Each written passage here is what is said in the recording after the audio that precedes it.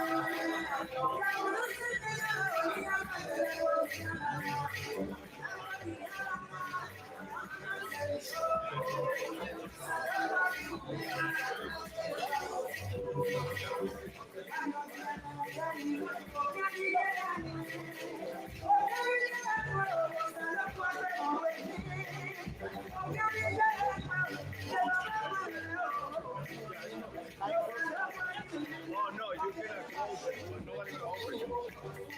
Well, nobody gonna go over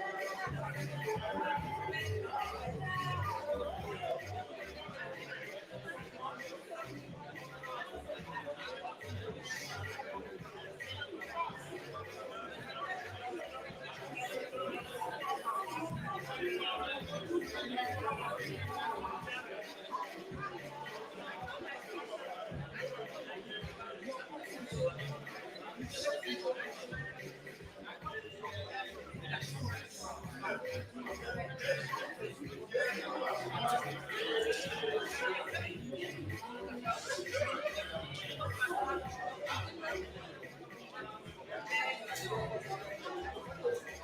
evening, ladies and gentlemen. We want to thank you for coming this evening for the Asue Town Hall. Dinner is served. It's only from 7 to 8, so if you're hungry, now is a good time. We have two conversations, one to the right and one to the left, or your right, my left, and my left, your right. If you can just make your way, the drinks are in the hallway, so please help yourself to dinner while it's about an hour, 8 o'clock is going to shut down. So please help yourself. Thank you so much. Once again, drinks are in the hallway, so you can get your food and then just step outside and get your drink. Thank you.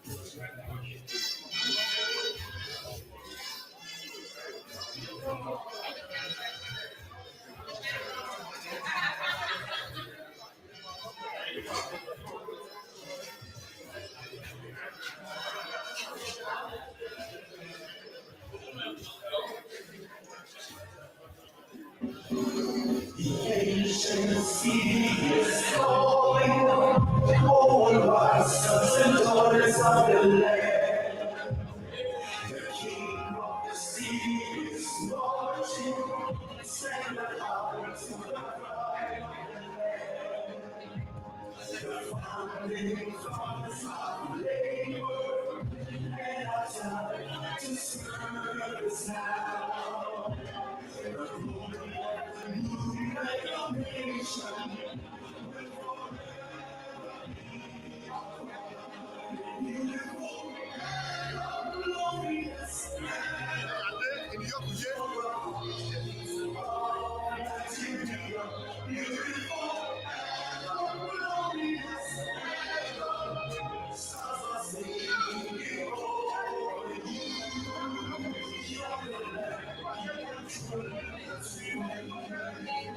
Our treasures are found in all nations, and our greatness is second to none.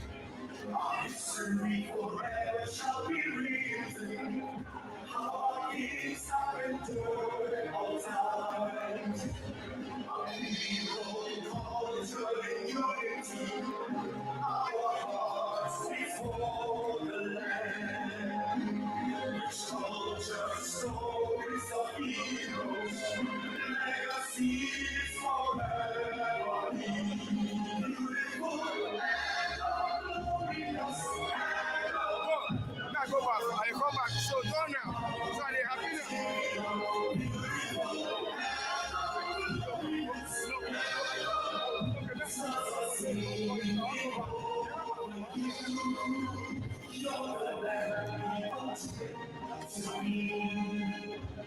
Tonight and stand with each other, forgive and let it go.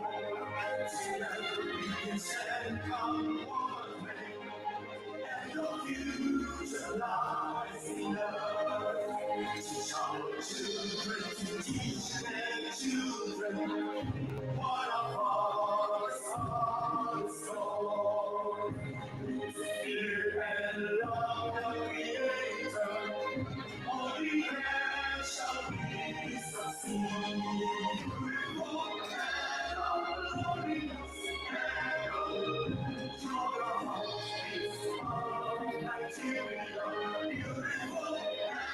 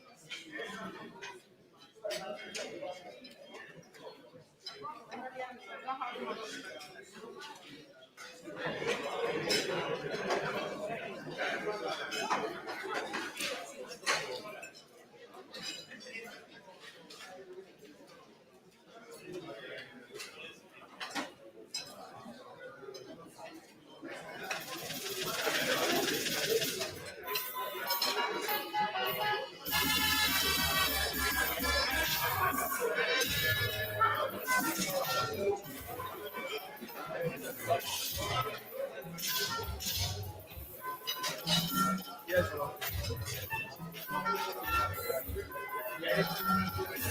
When it gets when they are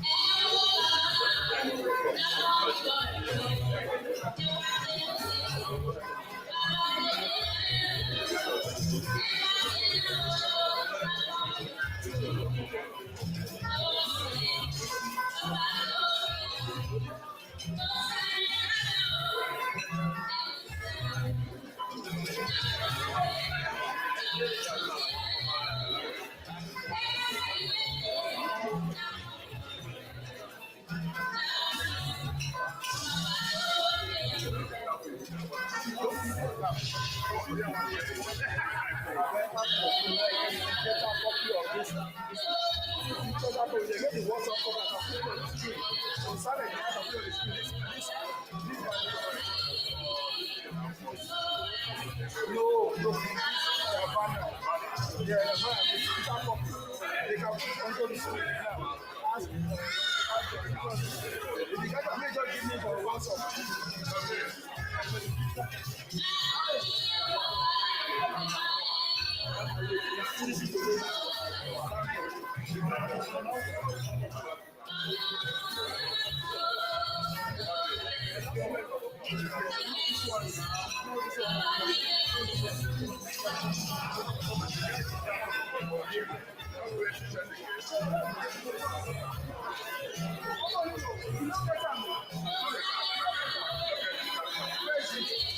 Just you.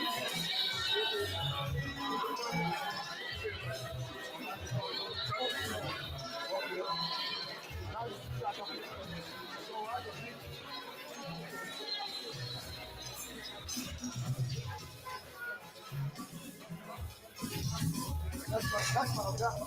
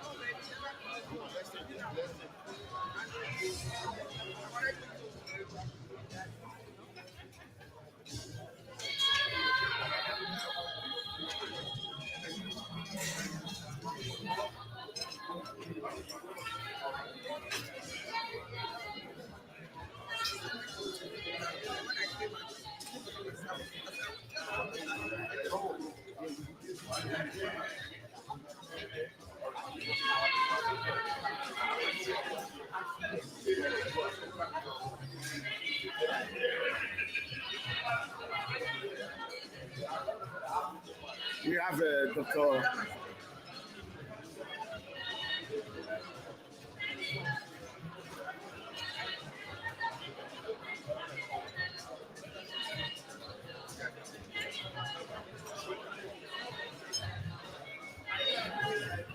Hello, but finally I met you. Yeah, go ahead. I hope they hear you. Go ahead and introduce yourself. My name is Dr. Elizabeth Kurwa Ogie, and I've been in America for like 39 years, so I'm here to support what I came in, so I just get it started. So I've said along my journey social media, so we just pack it and start sharing and start letting everyone know this is the right way to go. Dr. Asue and Mr. Ogie is the right way to go. If I'm vouching for them, you have no fear. God bless you. Thank you.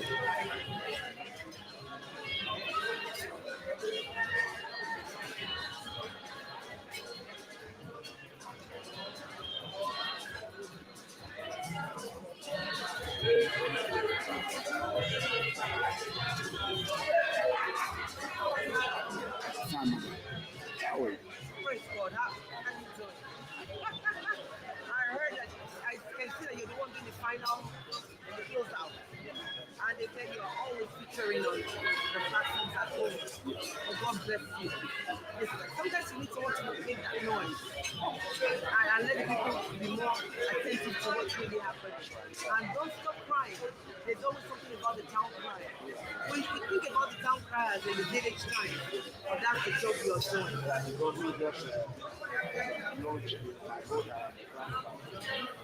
Are you kidding me?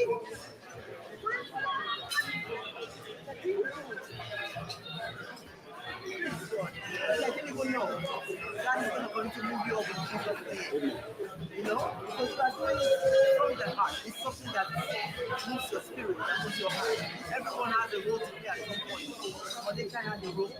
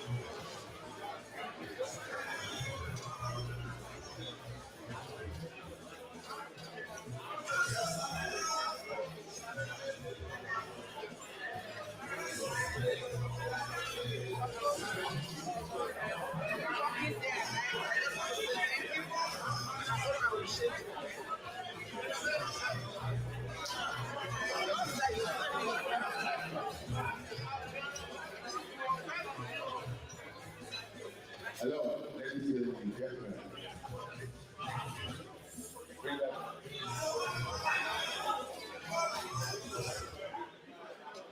Hello, good evening.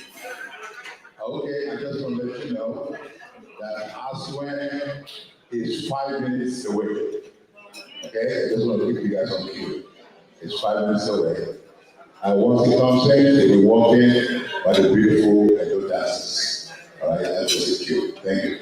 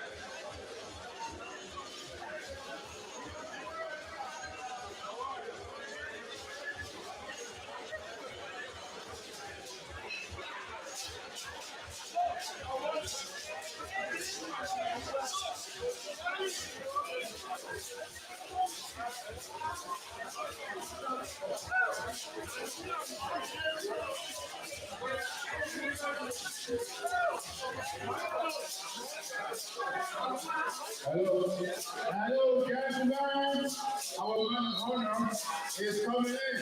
Everybody get up, get up, get up, get up. Get up and clap your hands. Clap your hands for the incoming governor. Incoming governor. Put up your hands. Clap, clap, clap, clap, clap, clap, clap, clap, clap,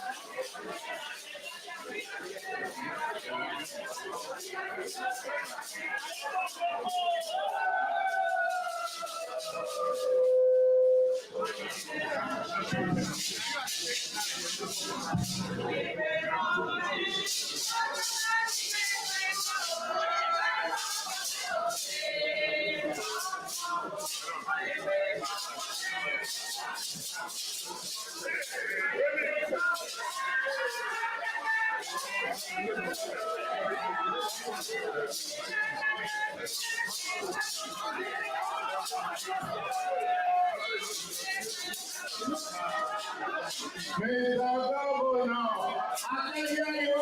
Who is the new governor coming in? I can hear you. Who is our incoming governor? Asue you know what? You know what? Hey.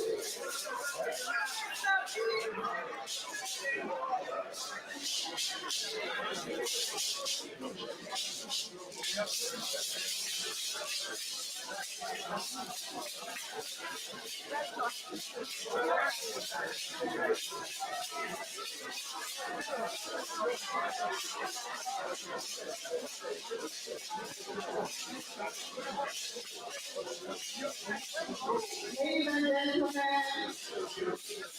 welcome our incoming governor. Here's his beautiful wife, Ifeanyi Ighodalo.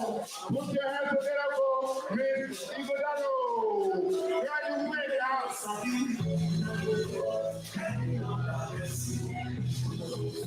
If you love me, you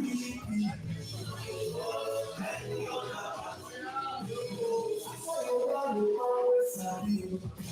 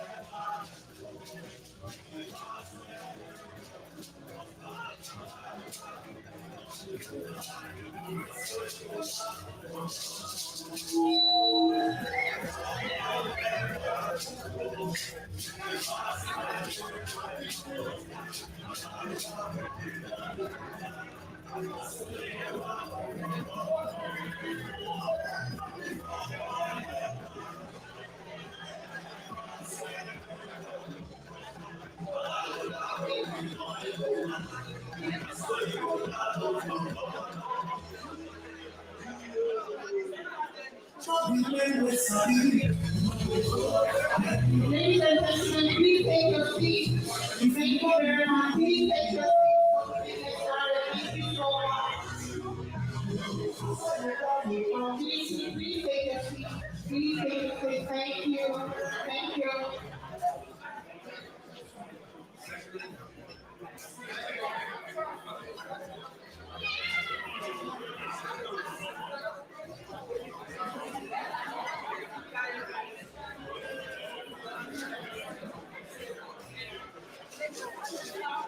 Thank you, Asue. Please have a seat. The program is starting. Asue Lights by Echo Live. Please have a seat. The dancers, they want to have a picture with our incoming governor.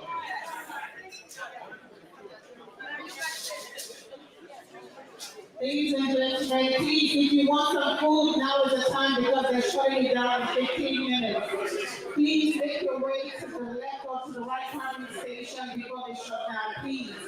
Thank you. We need to get started. Thank you.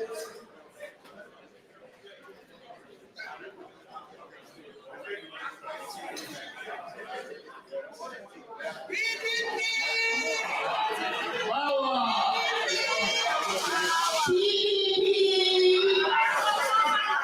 take your seat or grab some food. Let's get this show.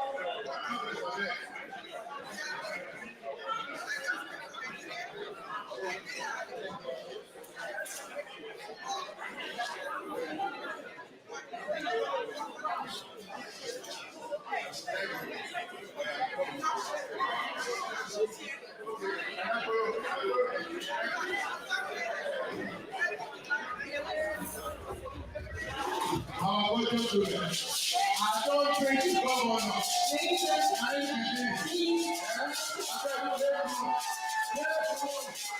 Take room.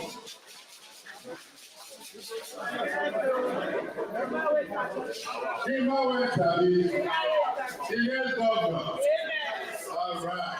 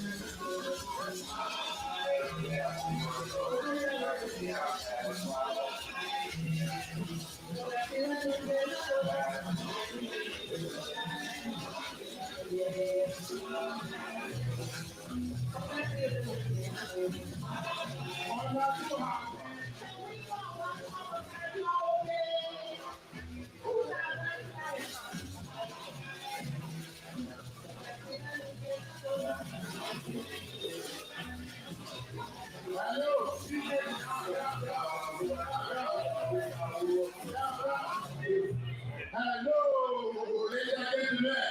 Guess who is here? Guess who's here? Otarodo. Okay. Otarodo. Okay, is here. Put your hands together for the incoming deputy governor. AIOT Square. AIOT Square.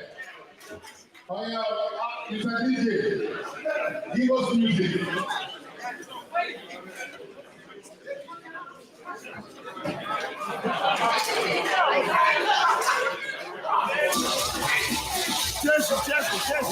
Jesse.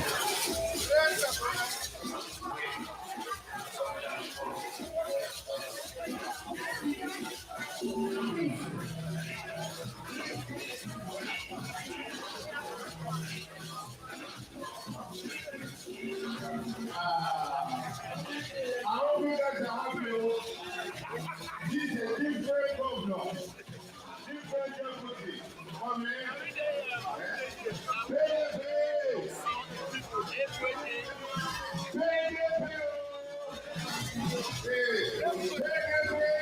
Power.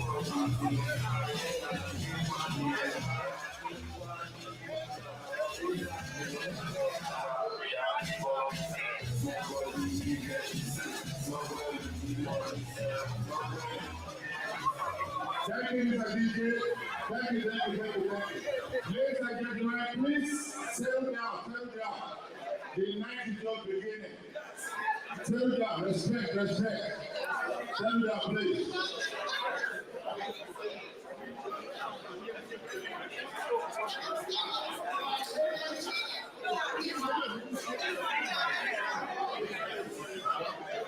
Ladies and gentlemen, we don't have much time for this evening. Our guests of honor are here. We need Asue to talk for us tonight. Please, can you take your seat, please? Please sit down.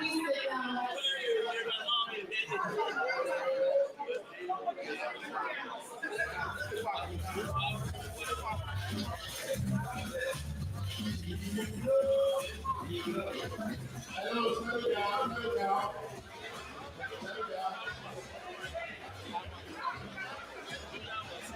Please take your seat.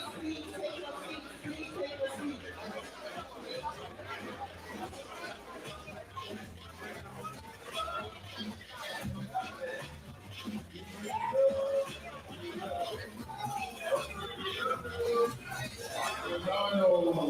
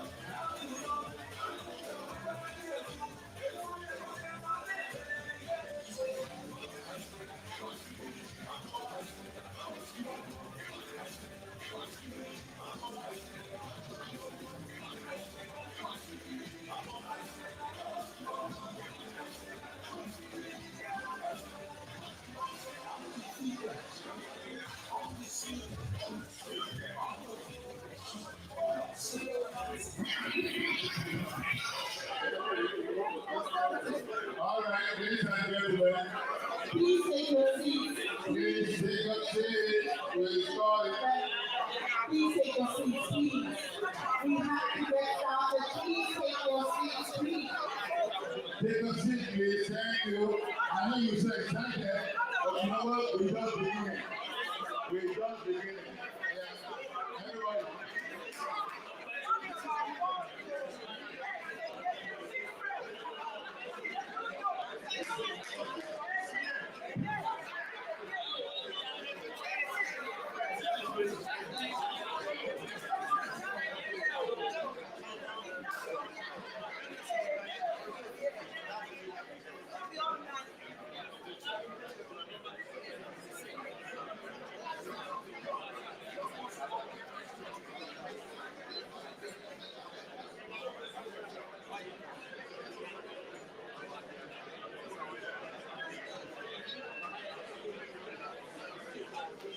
Okay,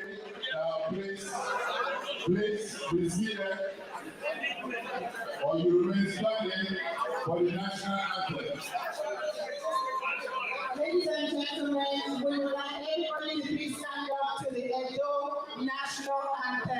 If you're from Edo State, you have to sing the national anthem.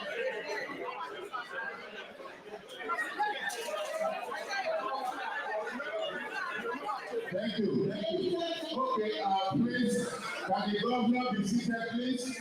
Everybody around the governor, please grab your seat. Thank you. We have to respect Edo National Anthem.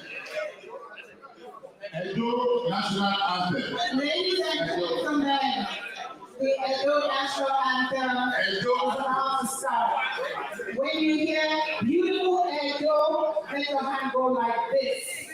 Beautiful Edo, you raise your hand and go like this.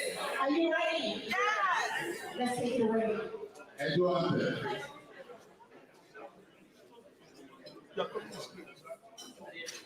It will be in the spring, so you go. The ancient city is calling.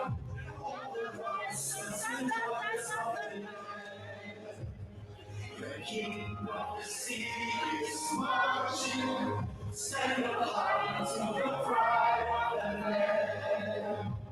The founding fathers have made order, and our time to serve is now. The glory of the new nation will forever be our pride. Beautiful and glorious and to the heartbeats of Nigeria. Beautiful and glorious and sons are singing over you. You're the land people dream to be. Our treasures are found in all nations, and our greatness is second to none. Our history forever shall be written. How our kings have endured all times. Our people culture in unity. Our hearts beat for the land. Which culture stories of heroes, legacies forever be. Beautiful and glorious and you're the heartbeat of Nigeria. Beautiful and glorious and stars are singing over you. You're the land to me. To understand with each other, forgive and let it go. To let peace and comfort and the future lies in us. Teach our children to teach their children what our fathers taught. To fear and love the Creator, only then shall we succeed. Oh,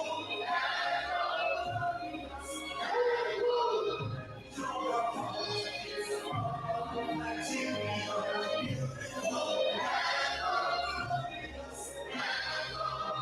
stars are singing over you. You're the land people dream to be.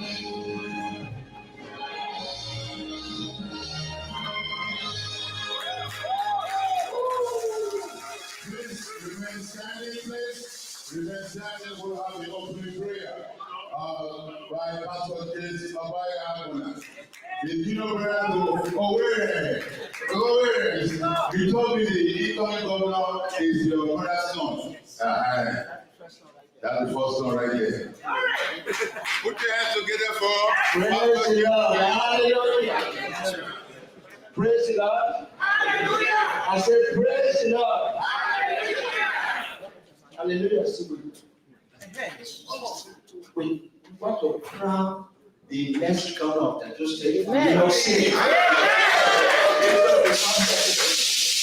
Because if you want to be the governor of Edo State, if you don't come to New York City, it's not going to happen. That's that right. It's here now, and it's going to happen. In the name of Jesus. Amen. So, if you have your car or your heart on, this is time to just take it off for 1 minute. And let's pray for our incoming governor of Edo State and incoming deputy governor of Edo State and the wife. So, let's pray. Before I pray, I'm going to sing this song, thank you song, or thank you song. What shall I say unto the Lord? All I have to say is thank you, Lord. What shall I say unto the Lord? All I have to say is thank you, Lord. Thank you, thank you, Lord. Thank you, thank you, Lord. All I have to say is thank you,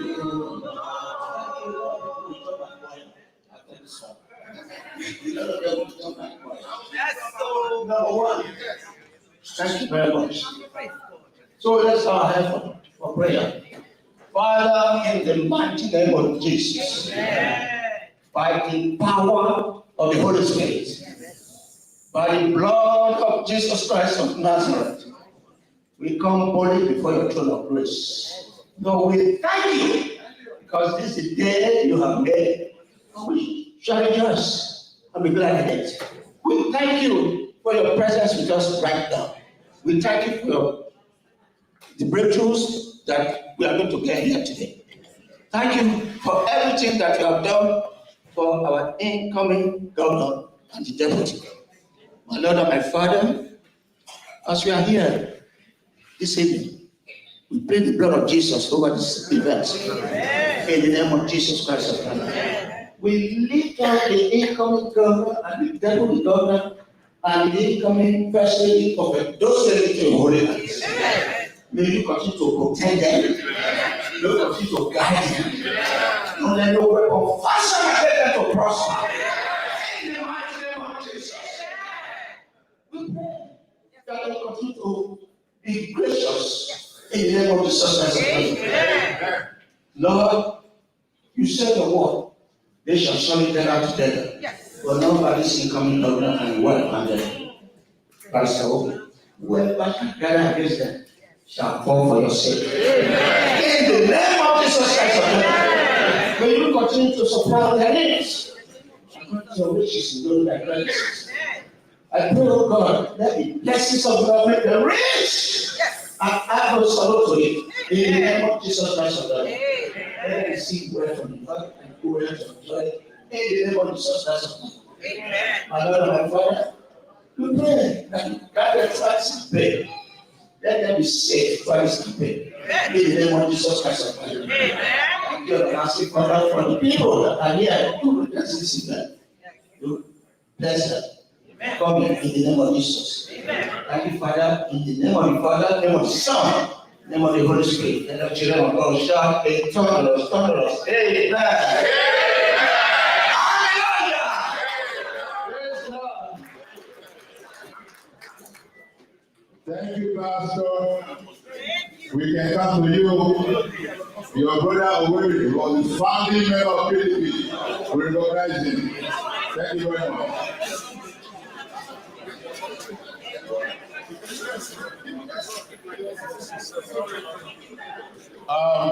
My co-MC has a question, and that question is very tricky, but she's going to do the trick. Ladies and gentlemen, who is our guide? Who is your guide? From where to where? Who is your guy? Who will I talk now? Hey, Asue is your guy. Asue and Ogie, they are our guy. If Asue and Ogie are not saving at those things, what is Asue doing? Does anybody know what his favorite pastime is? We want to know what did they make Asue people in what they look at me on. What did they make our incoming government people? Nobody? Then he's not your guy. He's my guy, because I know. But somebody. Okay. The first lady behind every successful man. Every day, powerful woman.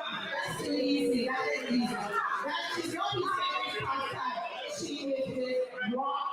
He is what man. There is what.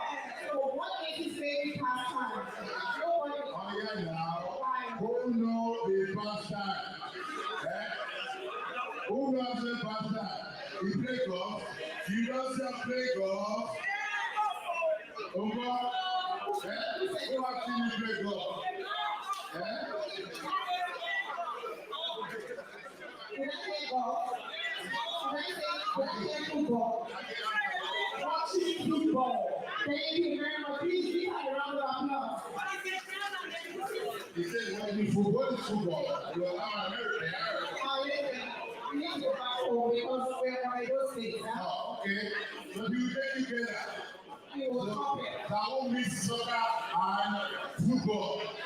That's all I know. That's where you're going. We can't have that many things. My co-host, what's next?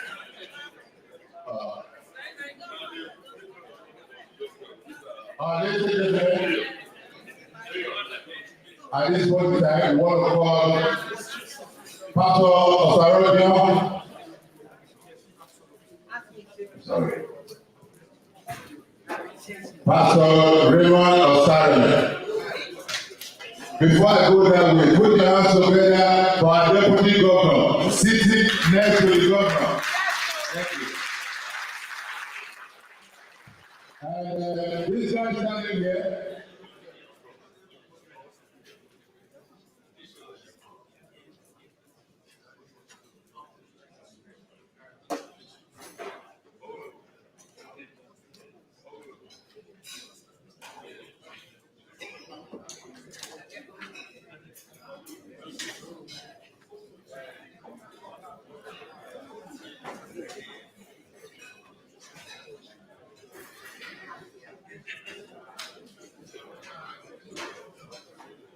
Hello, ladies and gentlemen. We have to follow protocol. We are Edo people. We believe in protocol. In front of our governor, we have a plate of cola nuts. A plate of cola nuts is sitting right there. They said prayer is not too much. So we're going to look for the oldest Edo person here from Benin. The oldest Edo person, please come and touch and pray for us.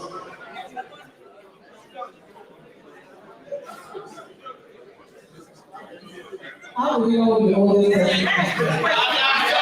You will look face now.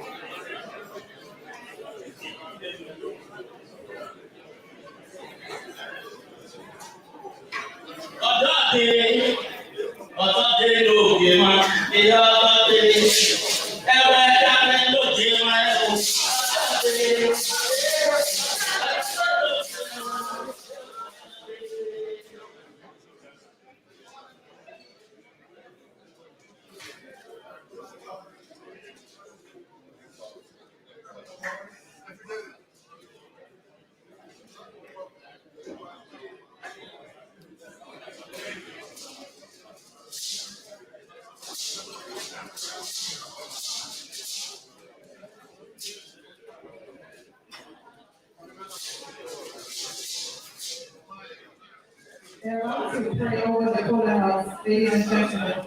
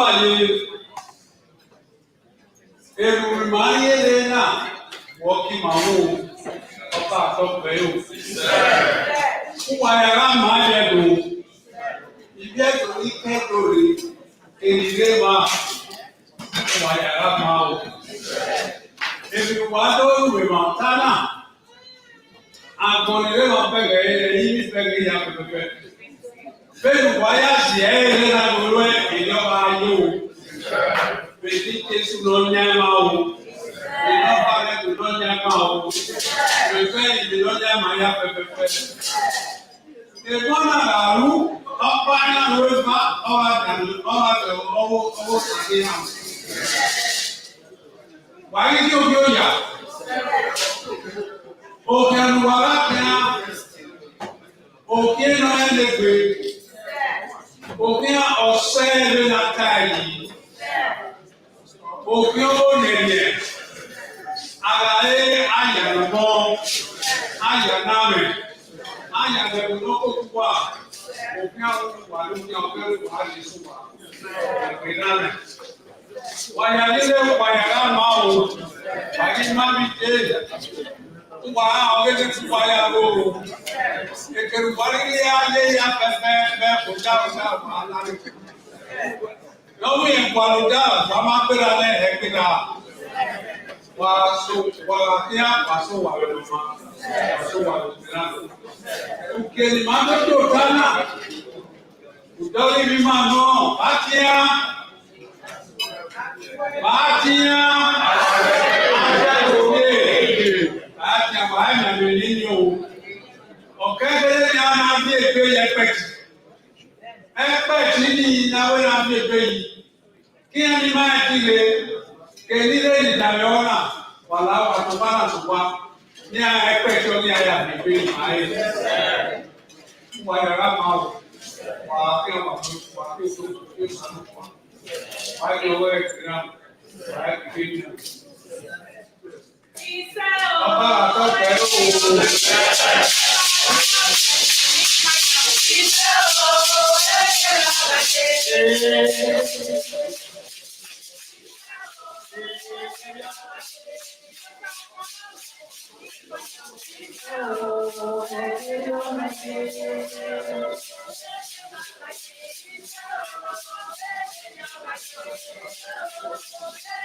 Thank you very much. Thank you very much. Thank you.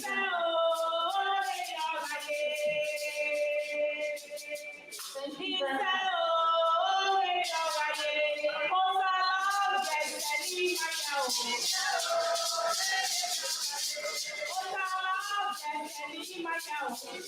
you very much. Thank you very much. Sorry, ladies and gentlemen, we're just trying to move things on Pastor. Right now, we're going to call Pastor Oliver to give us some opening remarks. Thank you so much.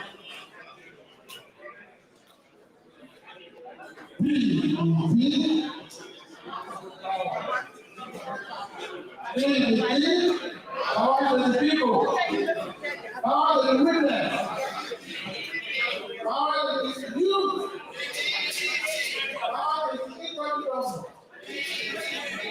Thank you. Thank you for your community that you are giving to us to host. Attention, please. To host the coming government and the coming government and the first lady. We want to say welcome to Apple, Big Apple. It's not a coincidence that they are having us in New York talk and the American talk in New York because this is what happens. This is what is going to happen. And this is where we are going to actually usher into that totalitarian outbreak. Is that also? Yes! Is that also? Yes! And it's going. And what we need to do is to listen to our capacity. We will do in fact what we concern, and we're going to listen. And please note your questions. Even as it's releasing the presentation, at the end of the day, you will answer your question all. If you still have anything left, please be ready to answer. He doesn't dodge questions. He doesn't run away from questions. Like other, I don't want to say it. The running of television, there is running with the question for them. But today, our incoming governor is going to answer the question. Welcome, my incoming governor. Welcome, my incoming first lady. Welcome, my incoming deputy governor. Thank you very much. And another one thing that I'm going to use that we are here today is because we love people in the diaspora. The diaspora has a lot of things to do for the incoming government. We need to call our families at home. We need to talk to them. We need to vote a mass. When we vote a mass, there will be no meaning. When we vote and it's overwhelming, there's no way we can be won. So we need to call our homes and we need to tell them who to vote for. Everybody here has 10 people. More than 10, but in class. So call them and make sure that they vote. And when they vote, they defend their vote. And when you defend your vote from the unit to the world, from the local government, from the local government to where? To the state. All right. Our doctor will defend you. Thank you. Power to the people. Power to the people. For the purpose, it's PDP power to the people, but for the purpose of the election, when you say PDP, then you say Asue for governor. Then when you say Asue for governor, you say Ogie for deputy.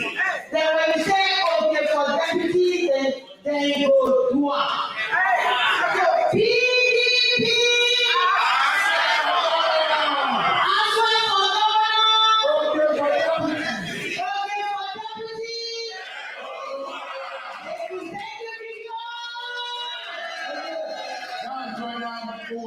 Thank you very much.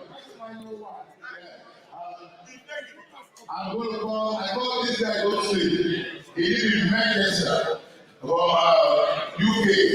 We call him 2 o'clock is up, 8 o'clock is up. I don't know how you do it. This is Pastor Raymond Osariman. Good evening, everybody. We want to thank God for another day. Dear God, thank you so much for putting all this show together for us. I want to thank all the organizing committee. We are here this evening for a business. We are here to hear the incoming governor and his deputy telling us their plan and the strategy they want to put in place to take Edo State into the next level. These 2 men are God-ordained people, anointed for this next time. I really believe God has remembered Edo State because we are actually the heartbeat of Nigeria. And because the heartbeat of Nigeria needs people who know what to do to really make Nigeria as a whole serious. And it is an opportunity for me to also introduce to the board. I don't want to waste time because Mr. Bello and Barrister Ogie have something to tell everyone in New York, everyone in America. And somebody said yesterday, just allow him to speak. Once he speaks, you get carried away. You are persuaded to support him. Ladies and gentlemen, without wasting time, I want you to join us. I bring to the podium the one and only Dr. Barrister Asue by the grace of God, on 21st of September, when every one of us will go and vote for him. Please, let's put our hands together as we come to the podium.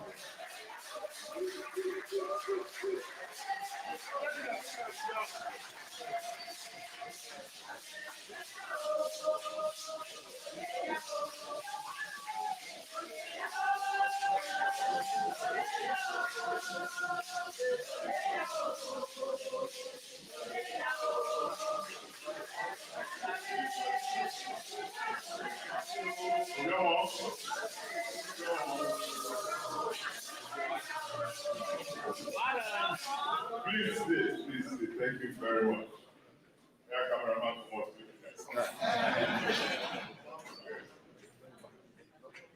This is a special one. I'm sorry I'm going to take a bit of time before I go into my presentation. It's a special one because over my life, New York has been kind to me. So I always like coming to New York, but in short doses, not the 5, 6 days. Because my wife used to say I'm not the craziest person she knew. Because I used to do one day trip to New York, one day trip to New York back to back. But New York has been kind to me. So I'm really glad to be back in this city. Secondly, this is last of our diaspora trips. And the diaspora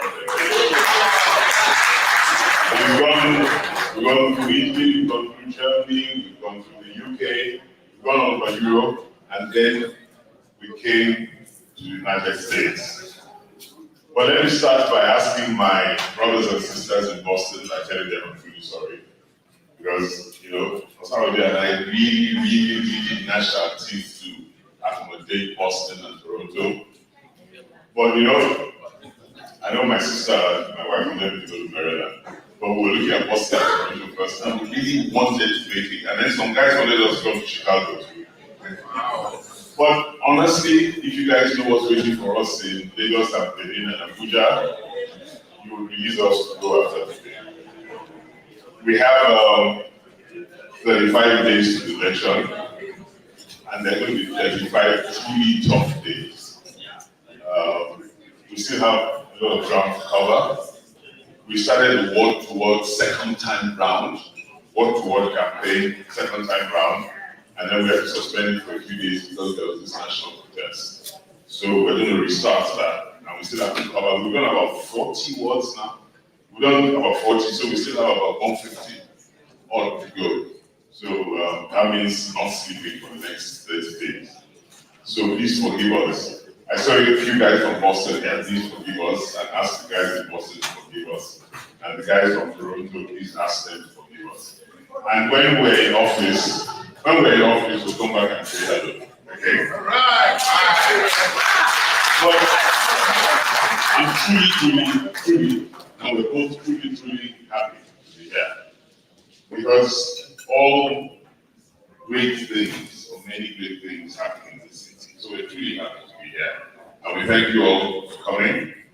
We thank you all for taking the time. It's not easy today to work there, it's a Friday night, but still, it's time to just go home and just carry your feet up and just sleep after a tough week. But you're all here, so we thank you. We're truly grateful. Thank you very much.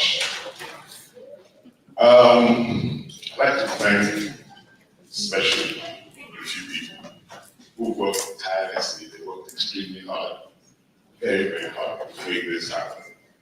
And I can't help but thank them. I'll thank Ralph who are.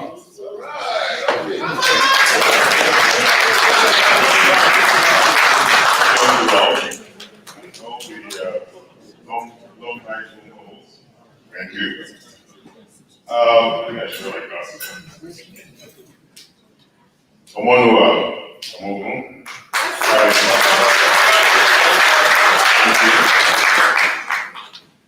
Asue right home, commissioner. I'm not feeling a long way. Where are you, ma'am? She just went there. Okay. Napoleon, come on. Right here. Thank you. Joseph Oluwo, where are you, Joseph? Come on, you open and say. And I know there are a few other people who worked hard. And I thank each and every one of you. I thank you. Because I know it's not been easy putting this off. Sacrificing time, money, effort, hard work. And there are a couple of other people I want to acknowledge who have also joined in putting this together. Dr. Osele Dagosa, Professor Helen Zamari, Professor Patrick Fadaka, Dr. Philip Bawinia, Dr. Oui, Malaka, okay? Oui, stand up. Oui, that's our Commissioner for Arts and Culture. Prince Francis Ogoye, Dr. Grace Regeto, and Noma. This time, Mrs. Charles Onawe. Then I will acknowledge,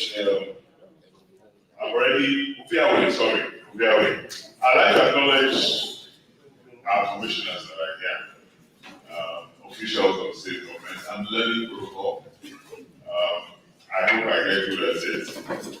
But Obede, Value Isiwo, Commissioner for ICT. We Malaka has already been introduced. Lady Sumbo, who is Special Advisor to the Governor on Political Affairs. You know, about a week ago, I was introducing my deputy as Secretary State. I keep forgetting it's no longer Secretary State.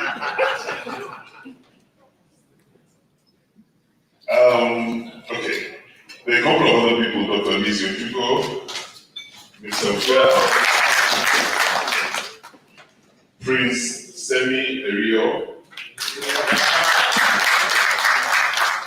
and of course, Honorable Ima Usula. There are a couple of people that may have missed out, but I apologize, forgive me. I'd also like to acknowledge here my older sister, my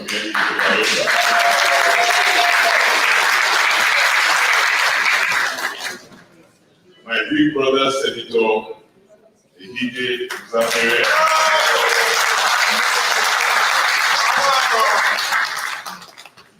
My younger brother, Joe Ogie, the Prince. And Joe has been with me nearly everywhere, you know.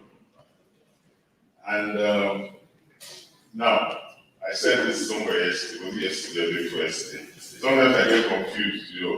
Who do I call first, my partner or my wife, or who do I call last? So I suspect that not to get into too much trouble, my partner will understand. My partner, we're going to run this race together. We're going to turn a new state, compete in third world environment, the first world environment. And we're going to make all you guys really proud. Yes. My partner, Barrister Saronio.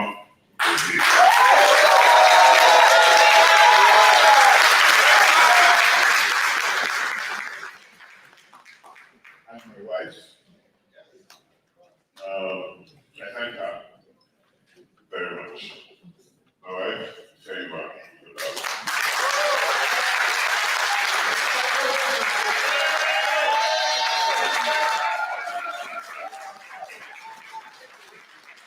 And then if I sit, I just saw one of them giving me a glance. I have 3 kids here. I'll call my kids, you know. Colabo, Alugo. And I said, long story, but I can't actually, I can't stand up. And then I got to the and I let Joe's brother and say, easy, you know. Thank you. Sit down, guys. And then I see my cousins here, I see our friends, I see people from all over, people that come all the way from Lagos and all over the world. Hey! I thank you all. And I'm truly proud to be doing this. I'm truly, Eric, forgive me. Yeah. But I'm glad. And I'm going to try to make this flyer. Forgive me. I'm going to try to make this my best presentation yet. I'm going to try. Because, guys, we need you guys in the States. And that's why we've come here. And that's why we spend so much time and so much effort.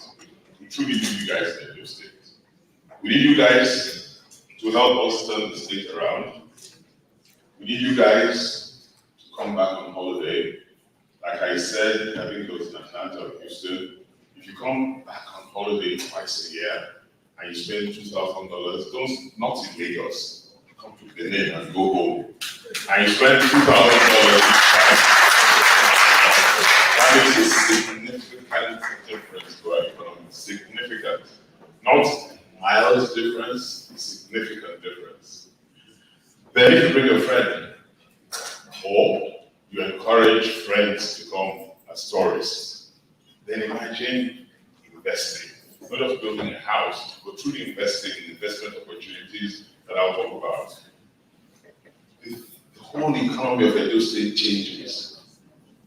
Even without Osaro and I working hard, we double revenue, we double GDP, the whole economy changes, and we're fast on the way to becoming a first world country. then imagine us working very hard. So without working hard, just getting you guys to come back home and do the things that you should be doing, the whole economy changes. It quite doubles. Then imagine us working very hard. So guys, we need you back home. We truly do. We need your expertise. Many of you have built strong expertise. You have strong resources. You need to come back and teach us and our people how to do things better, how to do things more efficiently. There are many of you who are doctors, investment bankers, teachers, nurses, lawyers. They're going to make our guys stronger. The human resources we require to move Edo State into the first world. You'll help us get it as quickly as we need to get it. Because the plan truly is to move Edo State. India did this in about 8 to 9 years. From being the poverty capital of the world to knocking on the doors of being a first world country. And I think we can do it in less than that, working with all of you. I thank you.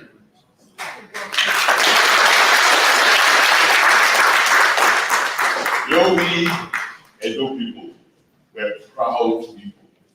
But there's a basis for our proudness. We're hardworking. We're loyal. We're strong people. You know, long before the people from these parts, or the people from Europe, long before their civilization, we built the moat around Benin. And that moat is a technological fit, but without any technical equipment. So you can imagine the kind of mastery of technical skills that the Edo person was had to build that moat. Yes. We had street lights long before they had street lights anywhere in Europe, from Colonel and palm oil. We had street lights in Benin. So we're advancing into the first world faster than many others. Unfortunately, I think we had 1897, for those of you who know history. And Benin ports stopped being a strong port, and civilization slowed down.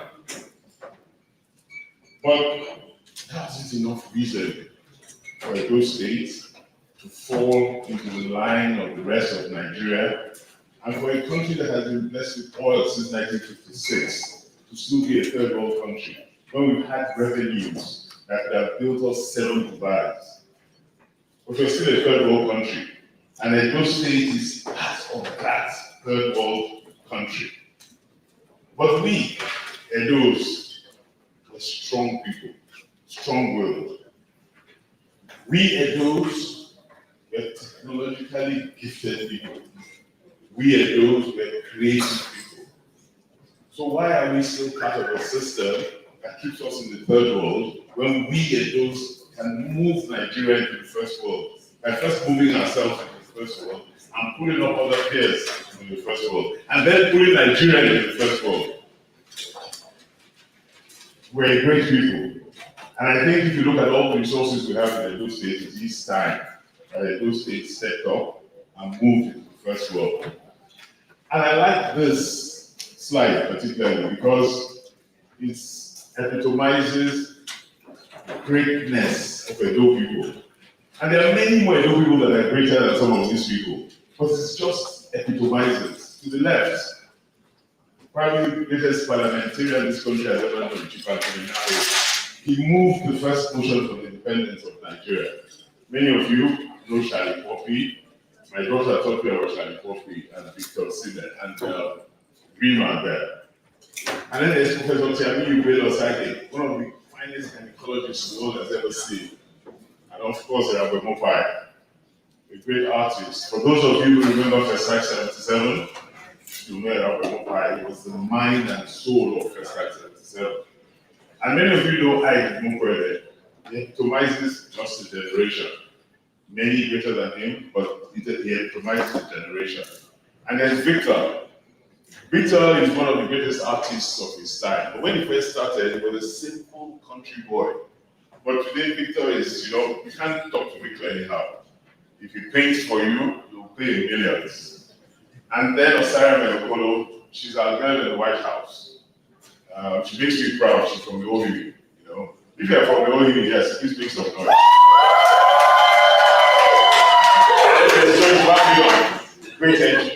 been to all the engineering awards, and there's my sister, this one told me. And this one could be an actress anywhere in the world, anywhere.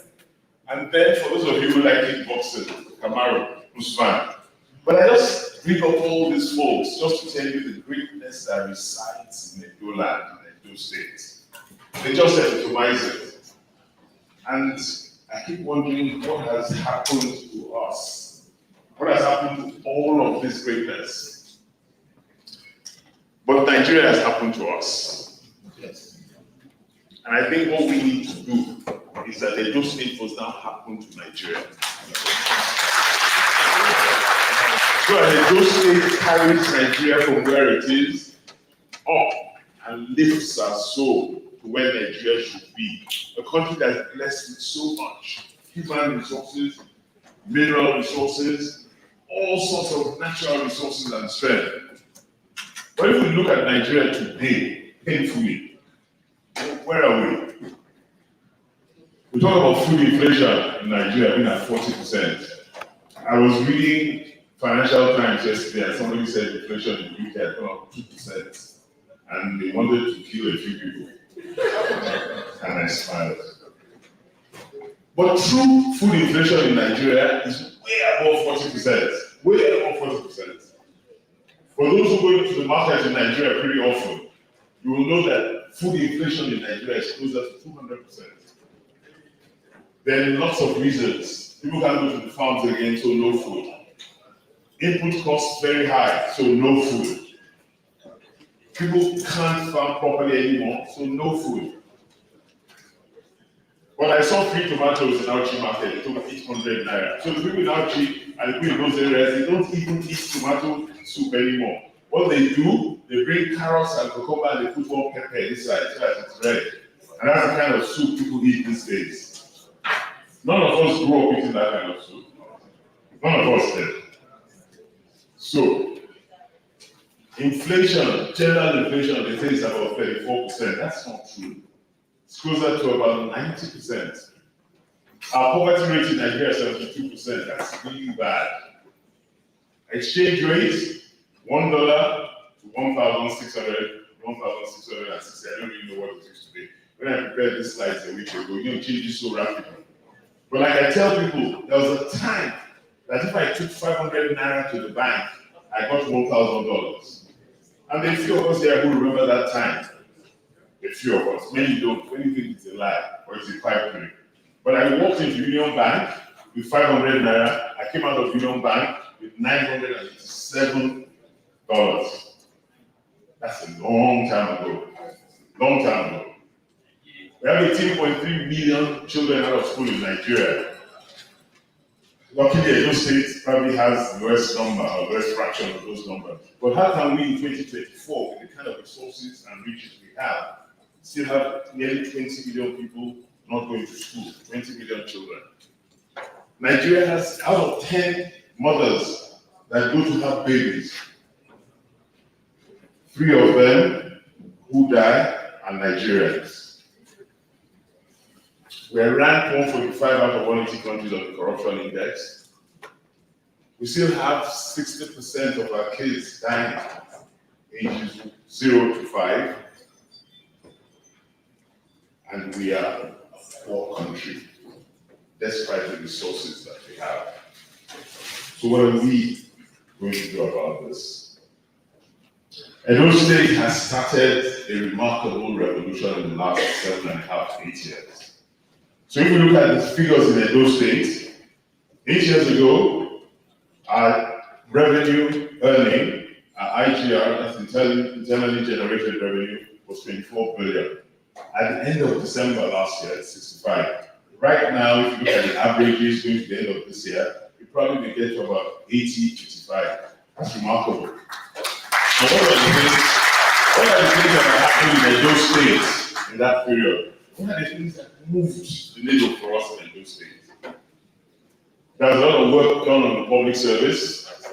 Many of you who go to Benin know the John William Administrative Center, where we now train and educate civil servants. So no matter the policy that anybody has, if you do not have civil servants that can implement those policies effectively, then you're in serious trouble, no matter how brilliant the policy is. So since 1976 or thereabouts, when our civil service was kind of beheaded, Nigeria's policy making, instead of going up, has gone rapidly down.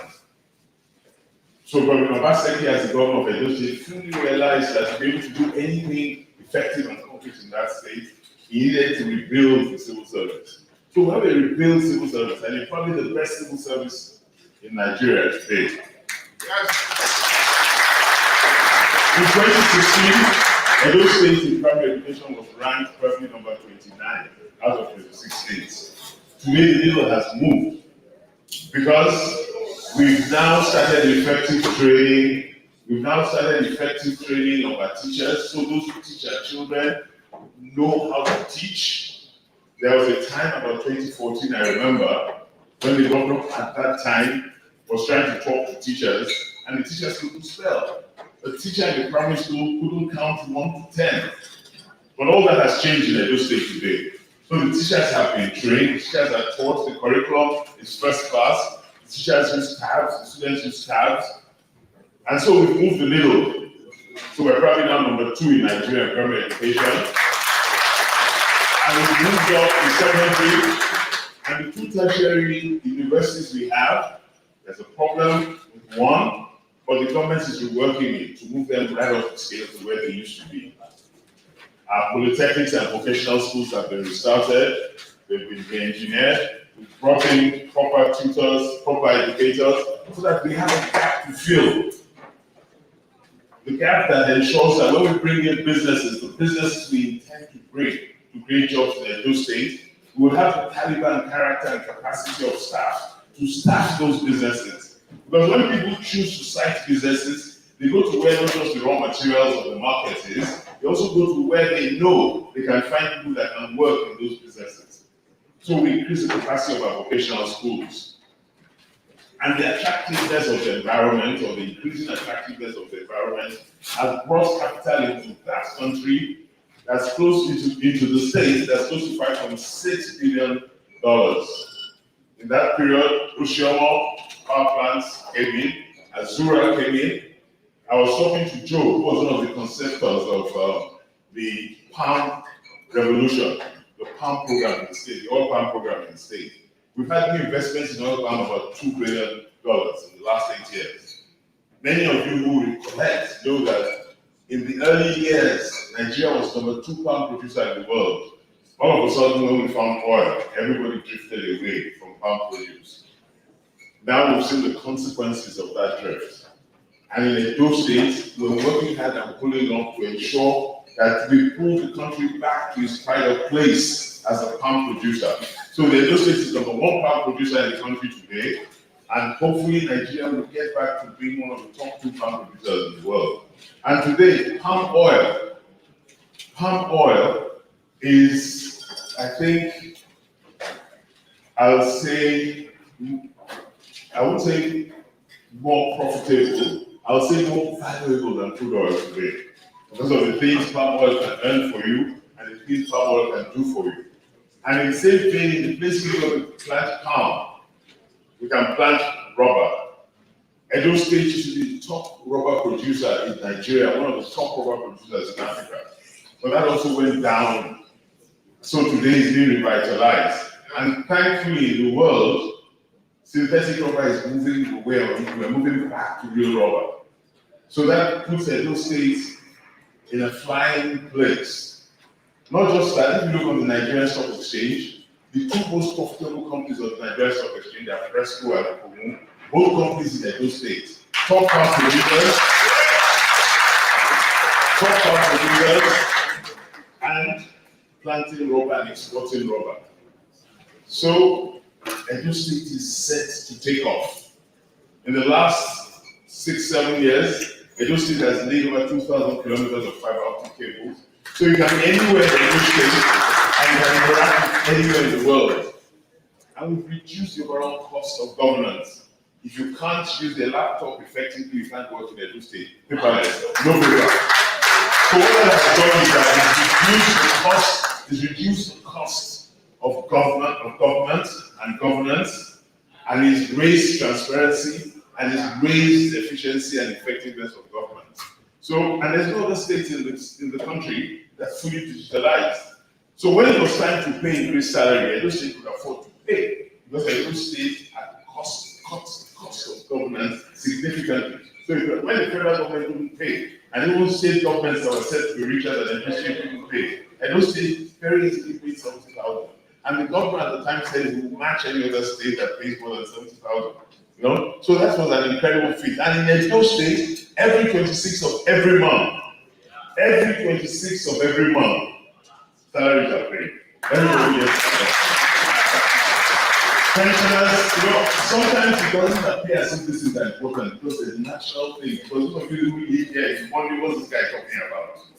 But if you knew where we were before, for years and months, and it still happens in some states in Nigeria today, people don't get paid their salaries.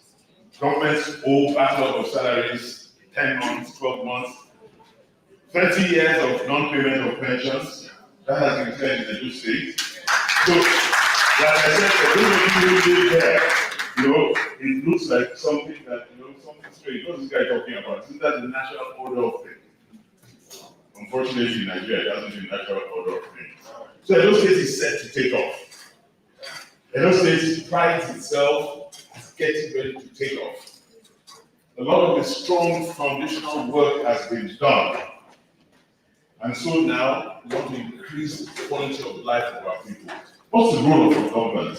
The government is to ensure security of life and property, and prosperity and good life and good quality of life for its people. That's what governments are supposed to do.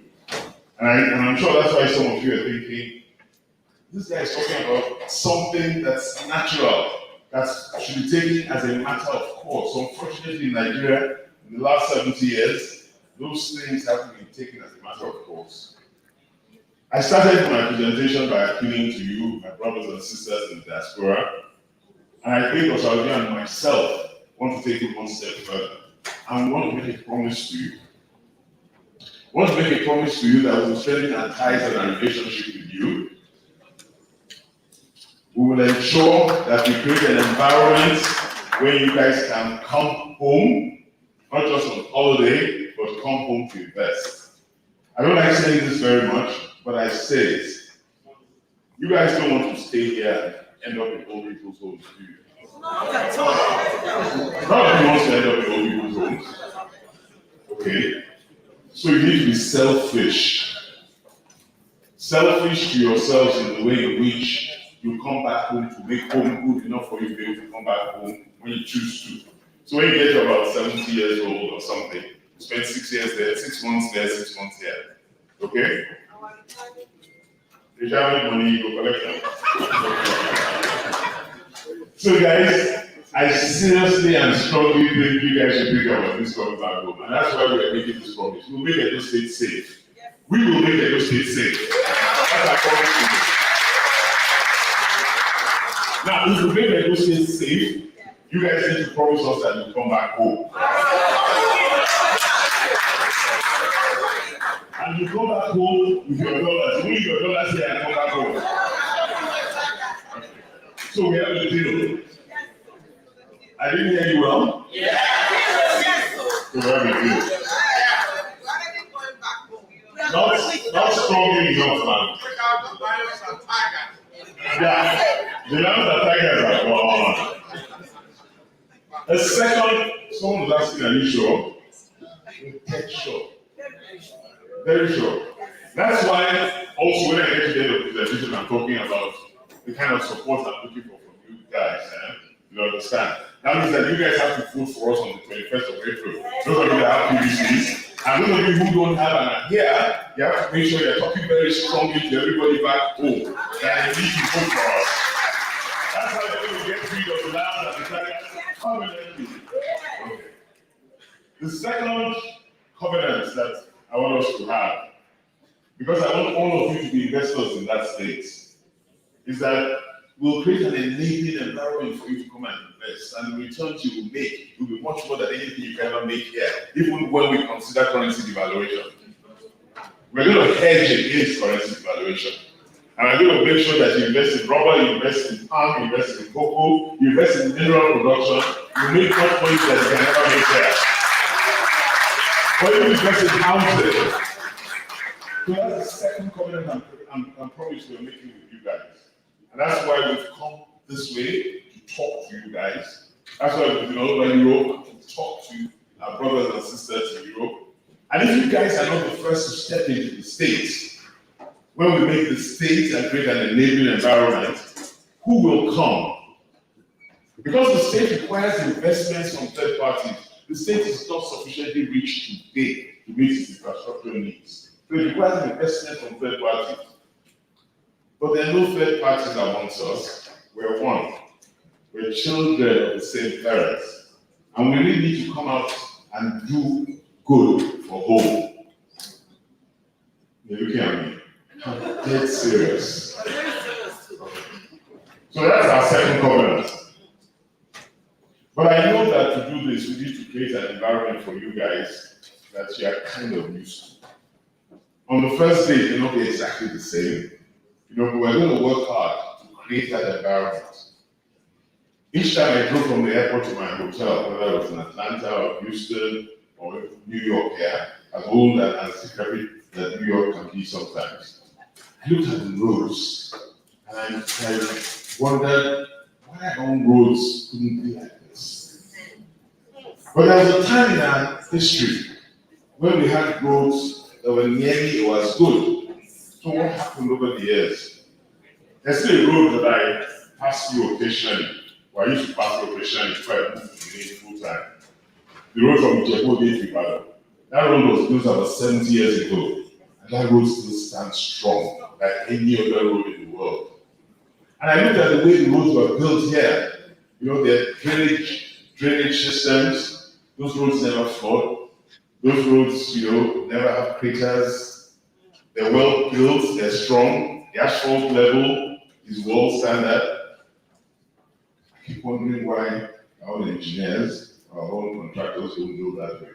I have my own guess, but I don't talk about the guess yet. So, what are we going to do as Arabia and I to move Edo State from where it is today into becoming the first world country as quickly as possible? And hopefully, if Edo State becomes the first world country very quickly, then we'll drag a few other states along with us. And if we're able to drag a few other states along with us, those states will be able to build a Nigeria that's the first world Nigeria. The building of Nigeria is becoming the first world national, first world sovereign, has to come from us at the local level, period.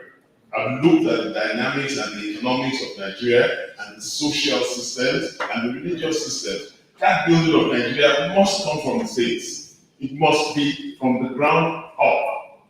Those of us that still think it's top down, nah, it's not going to happen.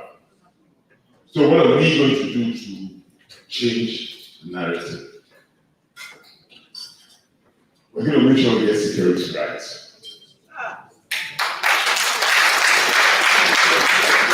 We're going to make sure that our people live well. If you look at the SDG goals, I don't think Nigeria makes the cut in any of the SDG goals. We're going to create an environment where our people live well. Health, education, infrastructure, poverty levels, our people are poor. Our people are extremely poor. And I've even been in touch with those poverty levels a lot more in the last 10 months. I go to the marketplace, I go to the rural areas, I run into mothers who say they eat on Tuesday, they can't eat again till Thursday, so that their kids can eat and their kids can go to school. People are poor. I went to Jatu Market the other day, 4 trees fell around the same time. People had gone to the hospital, but they had to discharge themselves because they couldn't pay. I saw a woman at home, she put splinters on her legs by herself and her bone was sticking out, but she still put those splinters on her. She couldn't go back to the hospital. People are poor. And we have no business in Nigeria being poor. At least not being that poor, not even being poor. Because if we do the arithmetic of the money we've earned since 1956 to date, we have no business being poor. There are countries in the world where there are no poor people. So Edo State will start that process of creating an Edo State where there are no poor people. And then we must jumpstart our economy. I keep saying this everywhere. Every month we can only earn 15 billion naira. Revenue from the state and revenue from the federal government. If you back out pension, you back out salaries, you probably have about 7 billion left. That 7 billion doesn't go very far. You have to then start scratching your head and prioritizing. 7 billion in actual fact and build only 7 kilometers of road. But you still have health, you have education, apart from roads, and you have so many other things to deal with. So how are you going to finance and fund that? Where are you going to find the capital from? Where are you going to find the capacity from? So we must rebuild an economy that's totally productive. And it's only a strongly productive economy that enables you to immediately start earning the kind of revenue and resources that you require. And then if you don't run a good government, there's no way in the world where people will trust you, or where people will encourage themselves to come and invest and to stay. Those of you here, if you don't think we're running a government that you trust, if we're not running a government that's accessible, if we're not running a government that's transparent, you're not going to come and invest. Or if you come and invest once, you won't come a second time. So, we'll run a good government, and we'll talk about the running of a good government. Lastly, we must revitalize and revamp our environment. We must create an environment where children and our children's children and our children's children's children can survive and live well. We must. The degradation of the environment must stop, and we must replenish the environment. That's the only way nature will be kind to us.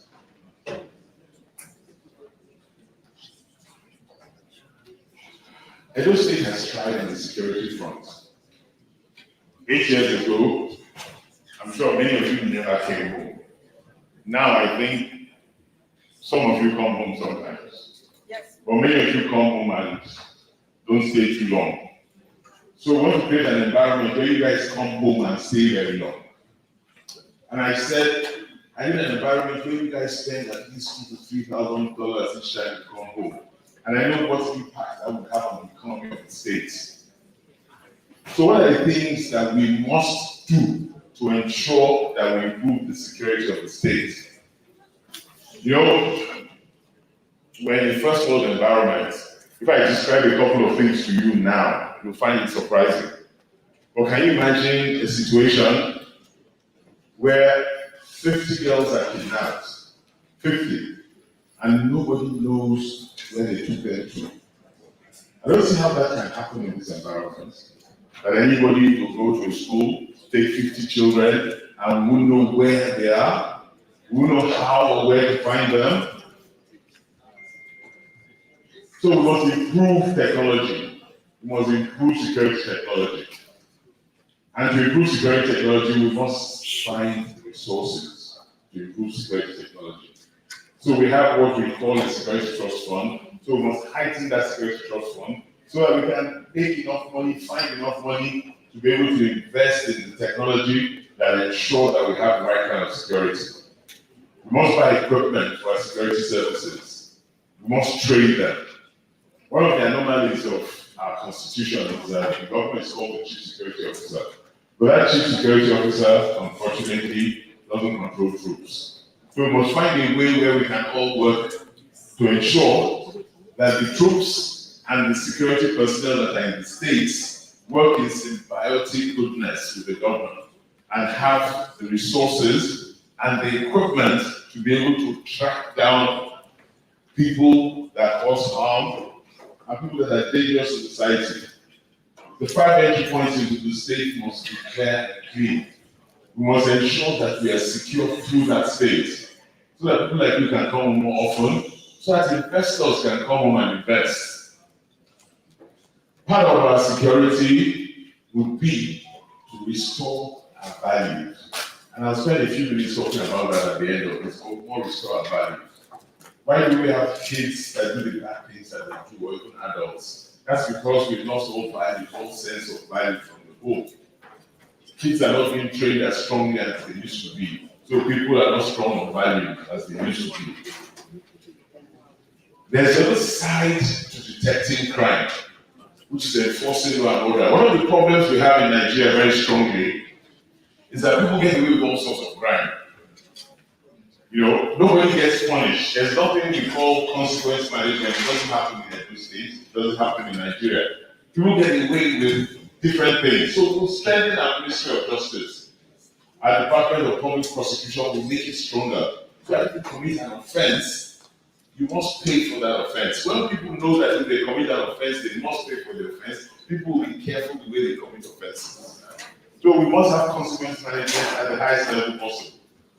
If we don't, people will continue behaving without consequence. And people will continue behaving and committing crimes without looking back. So on one hand, there will be crime detection. On the other hand, there will be punishment and consequence management.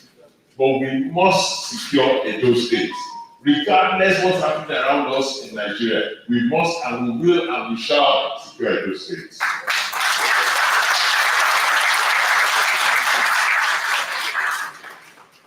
And then simultaneously, we're talking about the well-being of our people. You know, many of you may not be able to identify with the poverty levels in Nigeria, just may not. You know, there's social systems in this country that offer a kind of safety net. The only safety net in Nigeria is to have a good uncle, a good cousin, a good sister, a good brother. That's the only safety net you have. But there are people that, regardless and irrespective, are poor. What do we do about those people and how do we help them? So we have a social register in Edo State. We'll look at that social register, we'll rearrange it, we'll make sure that the people that are in the register are still alive and they're still poor. And in the first few months of our government, we will give to those people some kind of conditional cash transfer. That doesn't help productivity, but in the short term, it helps poverty. It helps achieve poverty. But we'll make it conditional that that money they receive, they must do something. They must start a trade, they must start work, they must start a business, they must go back to the farm, and their kids must go to school. But that will be a short-term measure to reduce the worst kind of poverty. But in the longer term, we must come into agriculture. And I'll talk about agriculture when I talk about economic development. We must rebuild our agriculture. We must take agriculture stronger and more seriously. We must move to serious mechanized agriculture. Because that's what's going to help in the rural areas. And apart from that, we must bring infrastructure into the rural areas. What about jobs? That's part of building the economy. We must create good, sound jobs, employable jobs, jobs that add quality to the life of people. And it's from agricultural produce that we create manufacturing entities. I was in a movie the other day in Esaland, and those guys have the best, probably the best pineapples anywhere in the world. That pineapple is pure sugar, it's just sweet. Sweet pineapple, but you know the sad thing? There's so much wastage. Because that pineapple can't get from the farm to the market. The roads are bad. And not just that, you know, people don't even have money to pay for pineapples or to pay for transportation to get the pineapples to the market. Those cars can't even go on the road. And then when the pineapples get to the market, who's buying? So what about if we had some kind of food or fruit processing plant around those areas that captures and attracts and receives the fruits from the area? You know the impact that will make to the economy of that environment? You know the levels that people will be raised to out of poverty? I think we need to, what people call shine your eye. We'll provide at least 500,000 jobs annually, and we'll do that by creating the enabling environment that will attract businesses and attract industrial facilities to Edo State. And if you go into the local area, we'll talk about it, that's a bit about. If you go into that area, you see the level of industrial development that's going on in that area. We have a refinery, we have a petroleum refinery there, we have a thermal power plant, we have a Chinese village there. And, you know, it's like a different industrial village. We want to recreate many of those in Edo State. And we must provide stable power. And part of what we are going to do in that regard is probably create mini IPPs across the state. In the southern part of the state, in Edo South, I think we have enough power generation. The problem has to do with transmission and distribution because those wires are old, they're about 70, nearly 80 years old. So we need to rebuild those wires, we need to strengthen them so that we can pass electricity from generation points to the home or the user points. But even then, if you can't find all the money for transmission, revamping, why don't we move the generation and generating units closer to the people? And then we'll probably also use solar, particularly for the poorest parts and the parts furthest away from distribution and generating points. One of the things I talked about earlier was education. And we really need to get education fully right in the new states. And that's going to be a major focus of what my partner and I shall do. We'll employ more teachers, train more teachers. We have to find money for the infrastructure of classrooms for our teachers and our students. We've been able to revamp the curriculum and how our students are taught and the quality of the teachers they have. But we still need to do a bit more with the physical infrastructure, the classrooms, and all the facilities that go in and around the classroom. We need to do a lot more work, but we need to find resources to make those investments.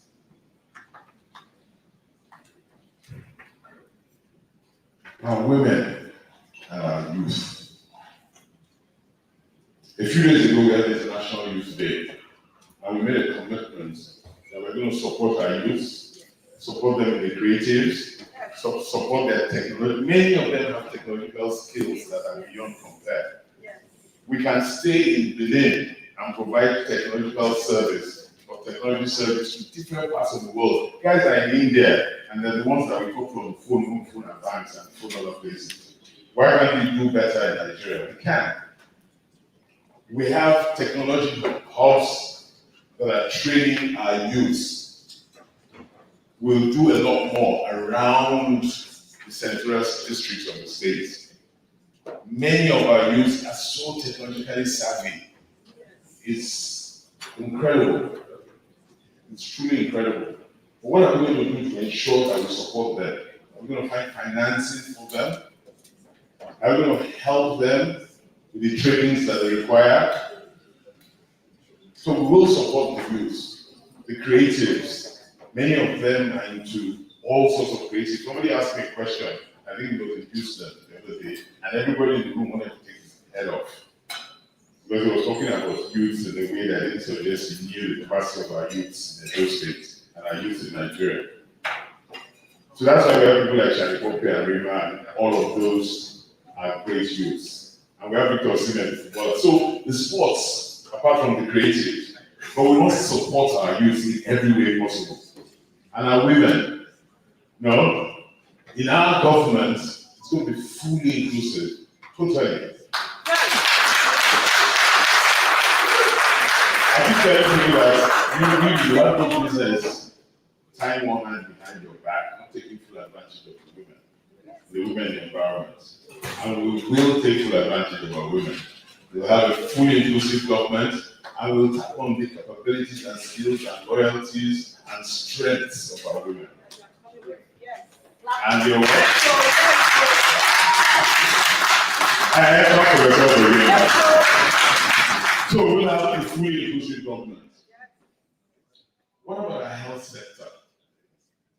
We've done, I think the present government has done a bit, done quite well with primary health care. It's done really well with primary health care.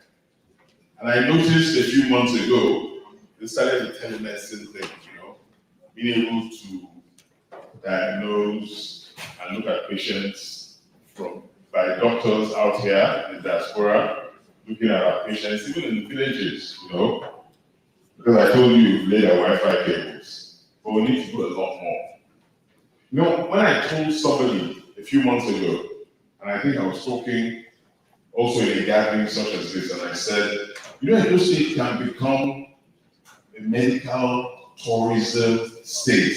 The person burst out laughing. those states. I said, true.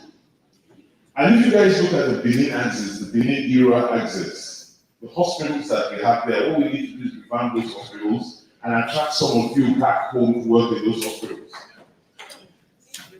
You know, there was a time the king of Saudi Arabia came to Nigeria for his medical treatment. He came to UCH in Ibadan.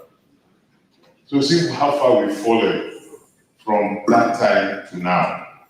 So I know that in those states, we can become a fully medical tourism hub.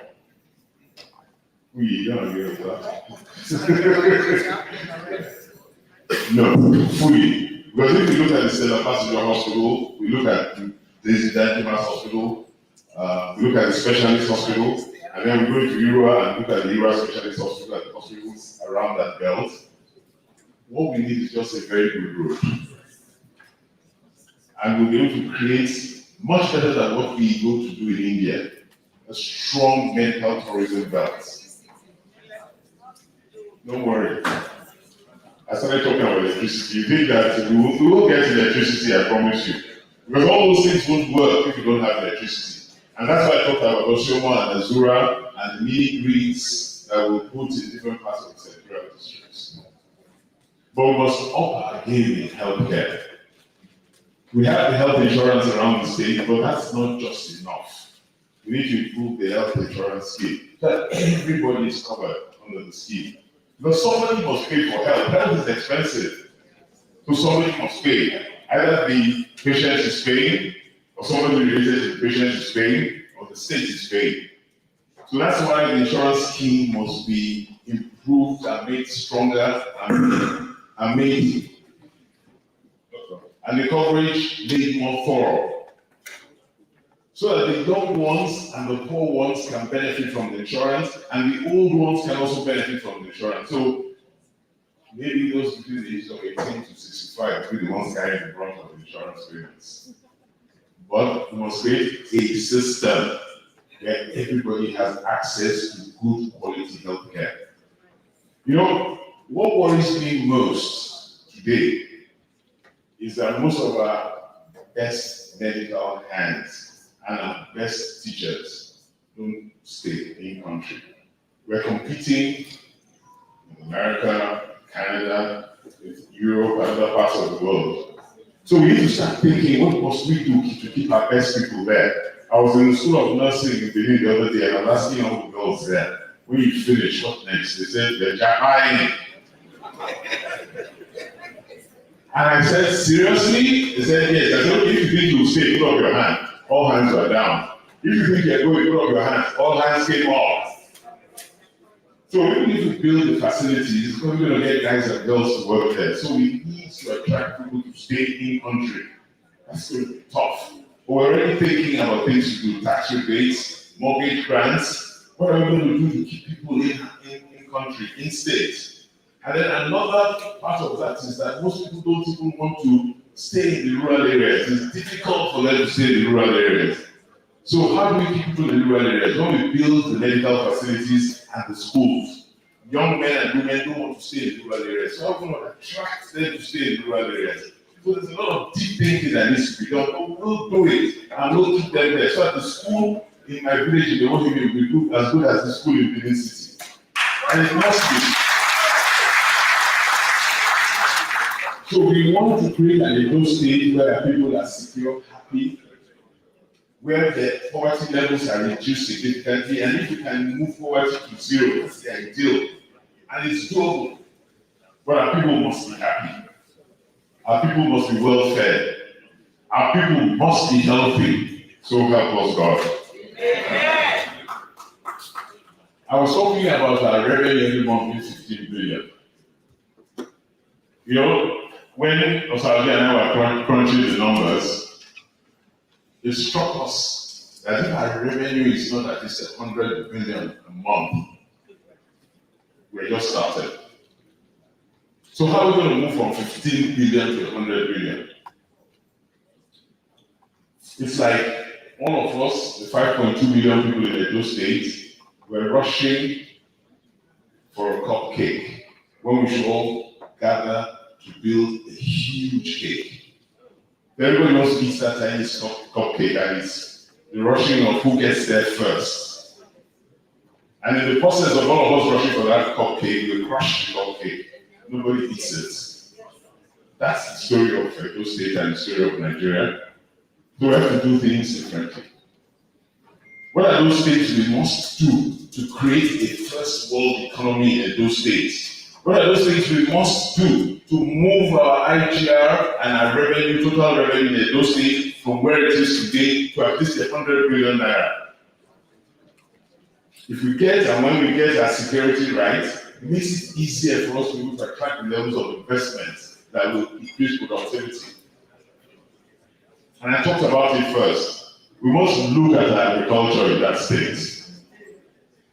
What must we invest in? How do we now do our agriculture or invest in agriculture such that we move away from subsistence agriculture and we move to technologically induced and supported agriculture? If you look through Edo State from the north to the south, there's nothing we can't plant in that state. In the south, I said it, rubber, palm, cassava, maize, central, rice, cassava, maize, cocoa, north, cocoa, cashew nuts, maize, rice. We have probably most fertile soils in Nigeria, and we can conduct a thorough soil audit and know what's best to plant where. We can have an arrangement with research institutes and know how we can increase productivity on the soil. So that in no time we're producing not just to feed the whole country, but we have enough to export and we have enough to produce manufacturing entities and manufacture in the States. And then export what we manufacture, agro-processed. So, what's really the problem? What's stopping us? We will, as a matter of fact, create 3 economic development agencies in the state, 1 in each territorial district. So those agencies want to do their primary work to determine where we have comparative advantage in the state. What do we do best at in each territorial district? And then we focus on those things and help uplift productivity around our state. We will create jobs from agriculture. Historically, economically, agriculture produces the most employment. So we create jobs from agriculture. The jobs we create in agriculture will create jobs in manufacturing, because we educate people vocationally in the university and the polytechnics to have the quality to be able to work in our manufacturing entities that are attractive to the States. And I haven't talked about mining. The other day I was driving from Igara to Agenegode, and I could see traces of illegal mining all over the States. Illegal limestone mining, illegal coal mining. We have coal in abundance, limestone in abundance, feldspar, lithium, and we haven't done anything about all of that. So God Almighty has given us all of these abundant resources. What have we done about these resources in the two states? There's the arguments that there are issues with the federal government and all of that. Those are issues that we can very easily deal with. And then starts the problem or the process of proper mining through the state. And I don't want to imagine the kind of resources and revenue we'll generate from effective mining. So we're moving closer to the 100 billion, I said. And then we'll come to our small businesses. Most of our children come out of school. How do we support them in the businesses that they want to do? Can we find some financial resources for them? Can we create an enabling environment? We have the Benin Park there.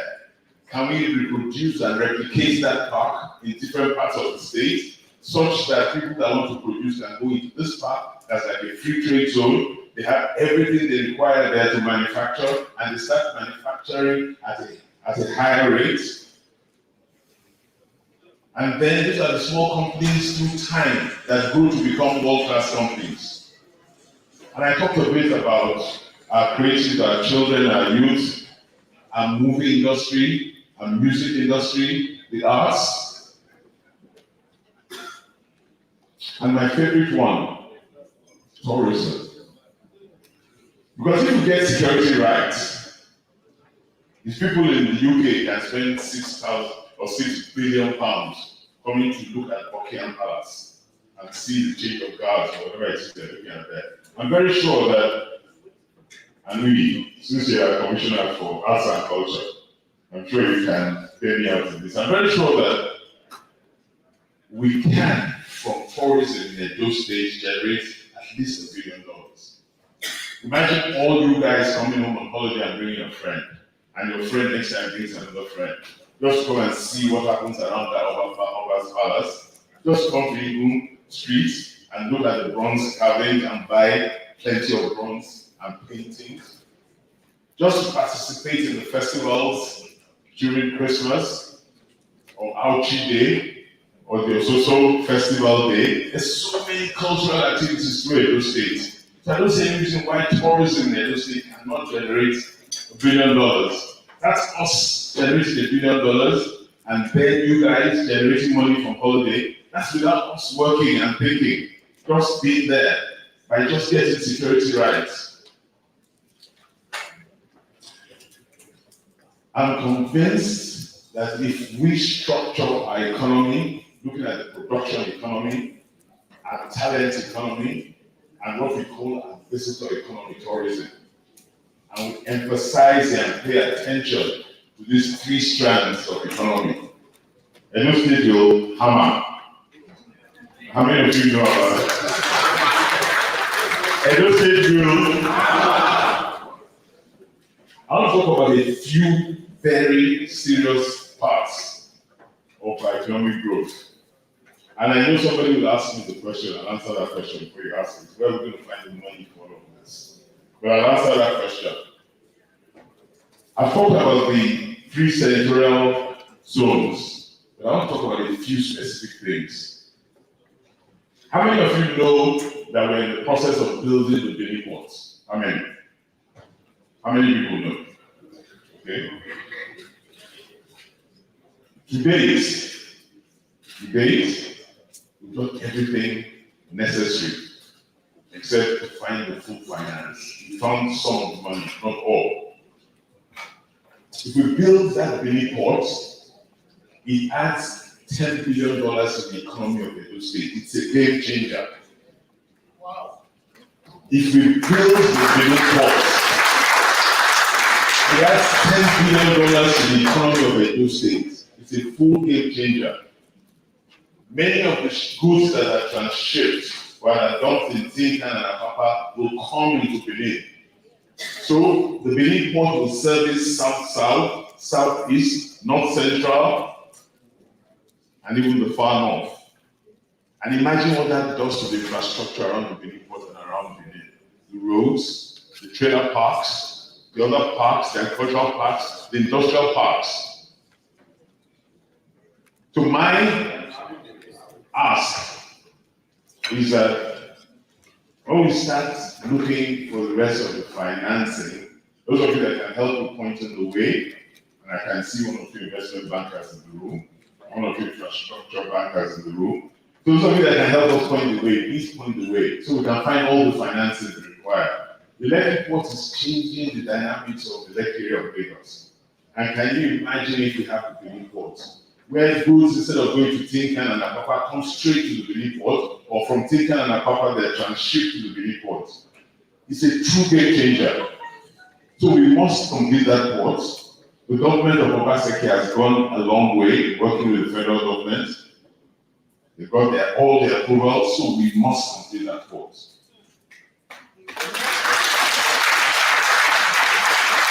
There's something else we have not really paid attention from the economy of the state. That's the blue economy. And again, when I was talking in Houston, I said this. By chance, when we were campaigning,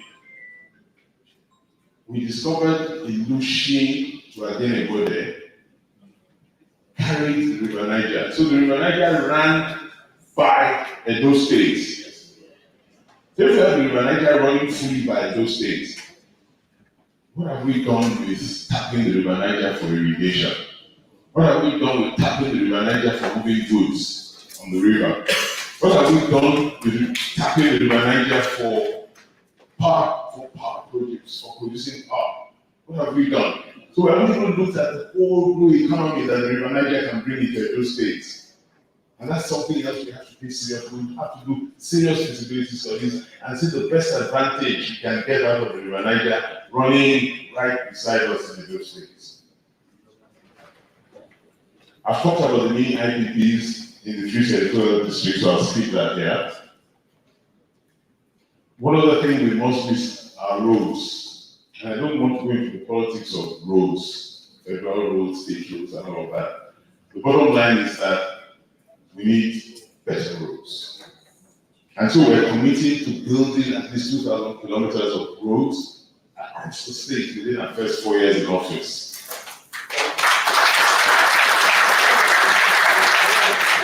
And I do say, being the heartbeat of Nigeria, being the center of Nigeria, is a true national logistics hub. So nobody travels by road across Nigeria without going through Edo State. So imagine the kind of things that can happen, travelers' economy. There's only people that go from Lagos to Sokoto that don't travel through Edo State. So travelers' economy, and it's a natural logistics hub. So if we create trailer parks in the 5 entry points into Edo State, you know the kind of economy we can capture into Edo State. So we'll build trailer parks. I know there's already work ongoing on one of those trailer parks, but we must build trailer parks into every point into Edo State. So we can capture the travel economy and capture the logistics economy. We must take advantage of God's natural gifts to us in Edo State. We're not taking enough advantage. God has put us right in the center, in the heart of Nigeria, with tremendous opportunities and tremendous advantages. And we're not taking advantage of all those opportunities. So our work is to shine our eyes and understand the opportunities and take advantage of those opportunities. I talked about good governance. And from my experience in the private sector, as chairman of different companies, being on the boards of different companies, I realized that those companies that were best run easily attracted capital. Not just that, they attracted capital at the lowest rates possible. Those companies that were not so well run seldom attracted good capital, they attracted very expensive capital. So we're going to use that philosophy and that same thinking to run in those states. We're going to create a state where we're transparent, where we will provide audited accounts, where we will provide all the information that you require about how we are running the state and spending money in the state, so you have full confidence in how we are running your state. We will be accessible. So we'll have regular town hall meetings like this. We'll go around the state. Osaronji and I have agreed that at different times, different one of us will be in a different part of the state, running the state from there, so we're close to the people. If you don't know what the people require, you cannot work for the people. And we will work for the people of those states. We will be accessible. We will talk to them and we'll listen to them. You know, it's very easy to get carried away with being in power. You know, when they start calling you excellency, you think they're smarter than you really are. And then you think that you're the bee's knees, and you lose all sense of many things. So we won't let that happen to us. We will stay firmly rooted in good. We will stay firmly rooted in listening. And we'll stay firmly rooted in ensuring that we create prosperity and a good life for our people. Nice. You know, when we say this sometimes, I remember one woman again, she asked me, she said, you know, every 4 years, you guys come and say this thing, and then you go away. And then we don't see you until 4 years time again, and you come and say the same thing, and you go away again. And she said, so how do I trust you guys? You know, that was probably the hardest question I was faced with on the campaign trail. And I really scratched my head. So after a while, I said, Mama, look into my eyes. She said, you know how many men have asked me to look into their eyes? Even that one, the Mama defeated me. So I said, you know what? Seriously, man. Let me tell you a bit about what Saudi and I want to do and who we are. And from what we've achieved in previous times, it gives you a clue as to what we can achieve going forward. And I think Mama, that's the only thing I can say for now, but please trust us. Mama scratched her head. She said, you know any men I don't trust. Anyway, I made a promise to her that she must and she will be fulfilled by trusting us. We will make her proud. And then Mama looked at me and Mama said, you know, I'm not be here in 4 years' time. So I said to Mama, I said, God will keep you here. So that I can come back to you and tell you that no matter promise I made to you, I fulfilled it. And I continuously need your prayer. So Mama prayed for me and said that she will hang in there for 4 years. I told you about she, you know, without she that I see this thing, you know, at some parts of Southern Africa. And you know, when you have that kind of experience, you know, you must not fail. You dare not fail. When you've had people like you folks traveling thousands of miles just to come and listen to what I want to say about what you want to do for Edo State, you know you're carrying a weight on your shoulder that means you must deliver. And also you and I every day, we talk to each other sometimes 5-6 times a day. He's probably one of the few people, or probably the only person I know that awake at 4 a.m. with me since we started this journey. When I want to talk, I call him, and both of us agreed that, you know, oh boy, we got plenty work. I said, yes, now, we still have to win the election. He said, no, we don't win the election. I wish we could do after we win. I said, oh boy, and so. But we promise you guys that we'll run a first-class government. We'll keep the digitalized and improve on the digitalized state of the government. It's paperless state, fully paperless, fully. I know today anybody can apply to work in Edo State without knowing anybody and get employed if they have it. And we'll keep it that way. Edo State pays the best wages in the civil service in the public sector. And we will keep it that way and improve upon it. Because we know that if you pay peanuts, you get monkeys. And we don't want monkeys to help us run Edo State. We want first-class minds to help us run Edo State. So we'll ensure that we keep on paying salaries at a level that can take people home. I don't think today's take-home pay can take anybody home. So we must work harder at increasing. If you look at the Lee Kuan Yew's book and you read it, the first thing they did was to ensure that his civil servants were very well paid, so that they had no excuse to be corrupt. And that's what we must do in Edo State. I know we have a diaspora commission, but we must work well with you guys. We must know what each one of you does. We must know where each one of you wants to come and help us. It's fundamental. We need people to help us adopt schools. Some of you that are old boys and girls of some schools. It's not just the government. We need you to adopt some of these schools and bring them to world standard. Not only their college. And when you can't adopt the schools, we may support the process of bringing equipment, paying a few teachers' salaries, just to help, so that we can bring up our schools to world-class level. It's truly important. For those of you that are alumni, look at your alma mater and see what you can do. Even if you can just pay a few teachers' salary, it makes a difference. It does make a difference. One of the things we have problems with in Edo State is water. And I shall talk about that when I was talking about the well-being. Welcome. I shall talk about that when we're talking about the well-being. Through Edo State, I think it's only Edo South that has good water system. Edo Central, we need about 21 billion naira to revamp the water. Particularly the Ekoma area, the Iwa area, Uromi, the Wohimi Ewato. Definitely. our local capital. So we need about 21 billion. And then when you go up north, in Edo North, you need even more than that, you need about 35 billion. Because the Jeremy, the Auchi, and the Jatu water works, we need to revamp all of them. Because we have too many people for the water they have there. And I'm really sad to see sometimes, you know, when you go to the village early in the morning, most women have gone to the stream or to some borehole somewhere. You can fetch water 4 or 5 times. That can't continue in 2024, and we must not let that continue. And also, the health repercussions of that. So we need to find the financing for all of this infrastructure.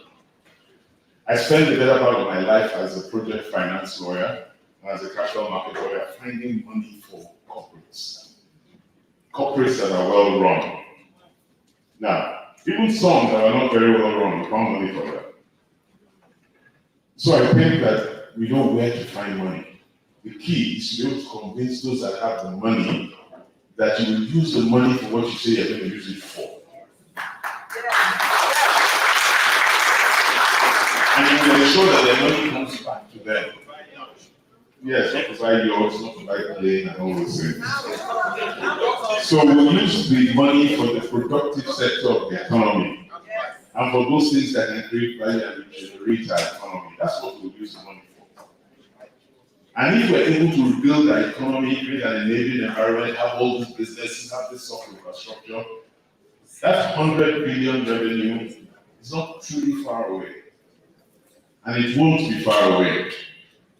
In Edo State, we'll continue to pay good wages, and we will, like I said, consolidation and digitalization and governance.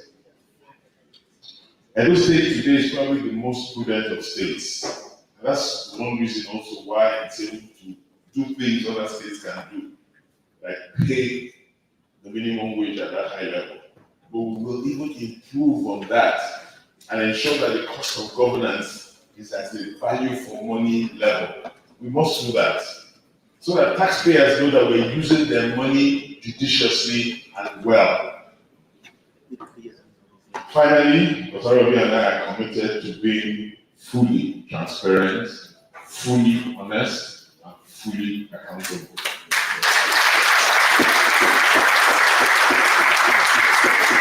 Before I sit, I talked about this. We must leave behind the state fit for our children and our children's children and our children's children's children.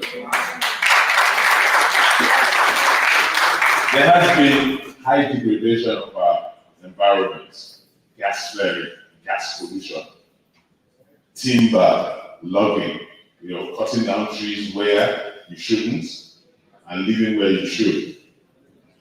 Degradation of our mangrove areas, which is even the most dangerous. So we commit to revitalizing and saving our environment. We commit to planting 5,000 trees, minimum 500,000 trees annually, so that we can increase the carbon dioxide and oxygen content of the environment. We'll support reforestation and we'll bring back forest rangers so we can protect our forests. There's some parts of Edo State you go, you think the forest is there. You see something that looks like a forest at the beginning, but if you go into the middle, it's empty. They've cut all the trees. And so we must commit to replanting. Wherever you cut one tree, you will replant 2. That's what we're committing to. And we also use solar energy, solar power, non-degradable biofuels, so that we can ensure that our environment is kept clean and safe. We must be able to convert our waste to power. Edo State, when I was growing up, was probably the cleanest state in Nigeria. Today, sadly, it's not. We must find a way. They say Kigali is the cleanest city in Africa, and probably Singapore is the cleanest city in the world. We must be able to have and Edo State, Benin, Uromi, Ubeja, Ogie, Agenebode, that's clean at those levels. We must. And that will be our commitment. There are two things that worry parts of the state: erosion and flooding. We must pay attention. I was again in Edo North, just outside Ogie, and there was a man who told me a story that he was eating lunch, and all of a sudden half of his house went to the right, the other half went left. Luckily, his full body was on the part that went left, because it was possible that he may have disappeared. So we have bad erosion problems, which we must deal with. And this government, Obaseki, has started that process. But we can't allow erosion to affect the lives of our people so badly, particularly in Edo North and in Edo Central. So we must deal with that issue. And then the flooding issue. A lot of our roads get flooded, and I suspect there's something wrong with the road designs. And we'll look into it, and we'll ensure we remove the flooding and the havoc that the flooding causes in the state. Like I said, we must create an environment that's good for our children, our children's children, and our children's children's children. And that's how we will create a strong and secure Edo State that we will all be proud of. We will all be proud to go back home to. And like I said before, I don't think any of you want to grow up in an old people's home. So you must help us create that Edo State that will enable you to come back home. As I close, I want to repeat what I started with. We need you guys, and that's why we come out here. We need you pre-election, and we need you even more post-election.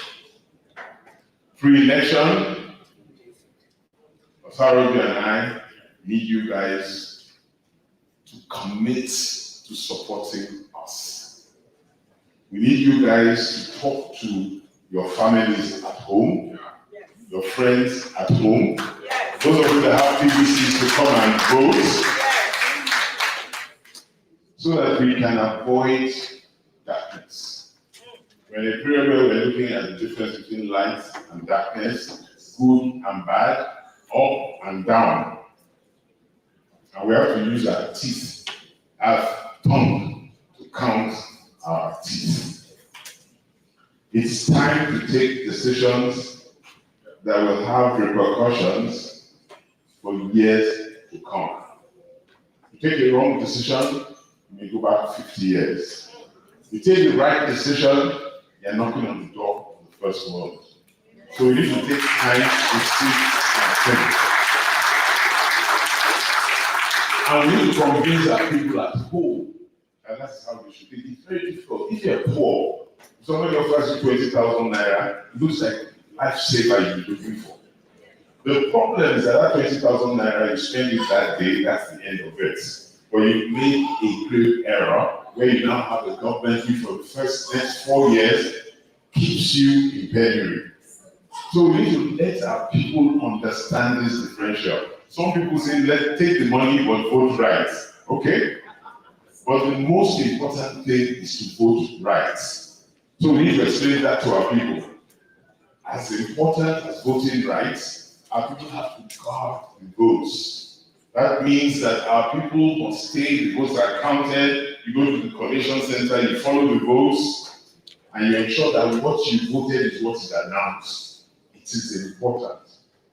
Because I know that for many people, a lot of people have become totally upset with the process. They think they voted one way, or they know they voted one way, and they think the results that came out of that voting didn't reflect how they voted. So we must guard our voting very jealously, so that what we vote is the result that's announced. So that the government we voted for is the government that comes in.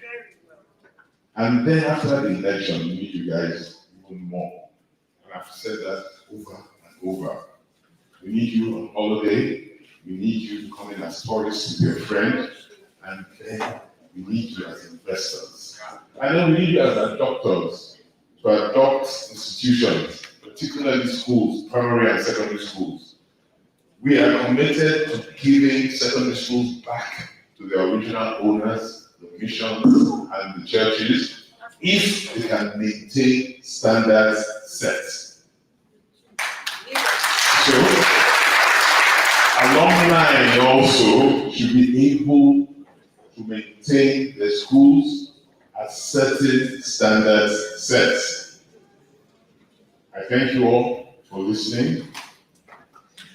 I look forward to us working well and seriously with you guys, each and every one of you. I look forward to each and every one of you bringing your special skills in Edo State to ensure that the Edo State of today is transformed into the Edo State of our dreams. And most importantly, Osaroja and myself today commit to running a first-class government that moves Edo State into the first world.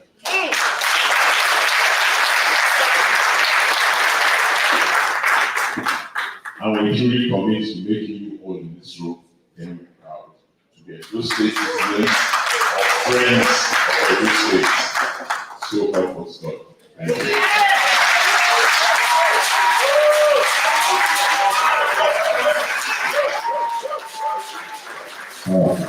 Put your hands together for the new governor. The new governor coming.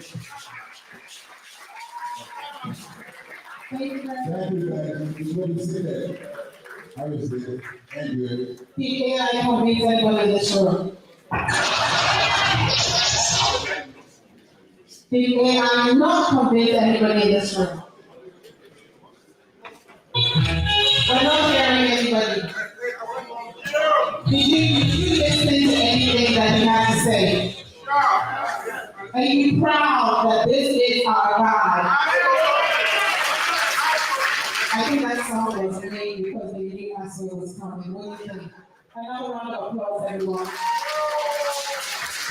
We're going to ask everyone to do one thing because we want to get this on the screen before we go into the next answer. If we could ask everybody to take off your hats. We're going to come into a video real quick. Take off your hats and let's wave it. When you hear PPP, what do you answer? Where's that you are? PPP. Asue Godano. Asue Godano.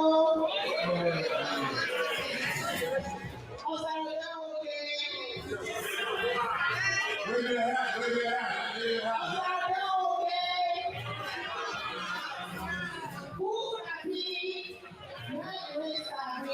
Amen.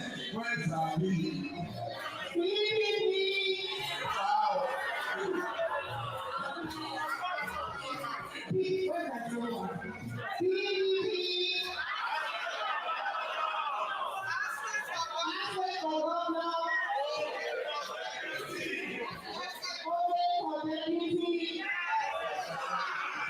Please put a round of applause for them, please. Please, before we go to your play, can we please ask SSC to me? Okay, let's do it right.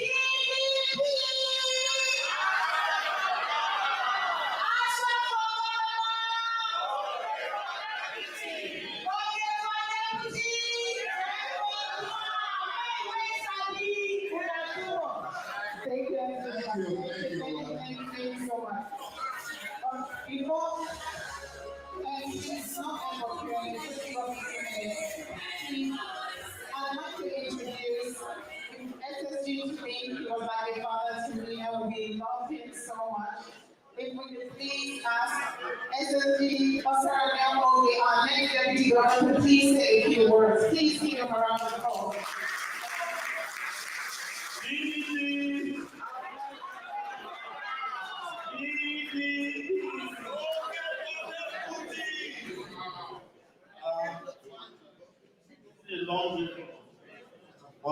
I want to thank all of you for finding time to come here.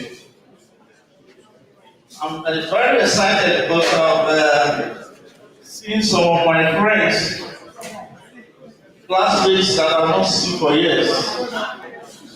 I'm seeing relations. I want to thank all of you for taking time to come and listen to us. Like my principal said, we need to several places before coming here. The question is, why are we here? I hear some people said somewhere in one village that they left Nigeria, come here and talk to our people. They don't know the value that we have here. If you know who you are, you don't make that mistake of saying, why did you come here to talk to you? But that is who they are. That is who they are. That is the type of people you want to entrust our state to. See all the problems listed by our principal. It's only those who are competent, who have the capacity, and who have the experience and solve all these problems. There's no question about it. That is why we're here to present ourselves, to present our credentials to you, so that you know who we are. So that you convince yourself that, well, this job can trust it in the hands of these persons. We can trust them. Why don't you trust us? Because at one time or the other, you have been no responsibility. And you know how we perform. That so. Yes, sir. You know how we perform. Yes, sir. From the private world, you know this record. From the public sector, you know my record. As a public officer, you know my record. Yes, sir.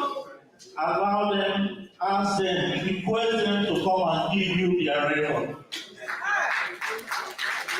That is if they have a record to give. They don't have any record. And they want to rule your state. Like I said somewhere, the rest of Nigeria can decide whatever they want. But for your state, we are very proud people. You saw the anthem. You listened to that anthem. Yes, sir. You saw what our people said about us, about where we are coming from, and where we are going. Only those who are fit can come and rule us. We are past that level where any angle or any lion or tiger can throw himself up and say he wants to rule Edo State. We are past that level. There is security to be fixed. We need only those who understand that to fix this security problem, we need the right technology. Not everybody understands that.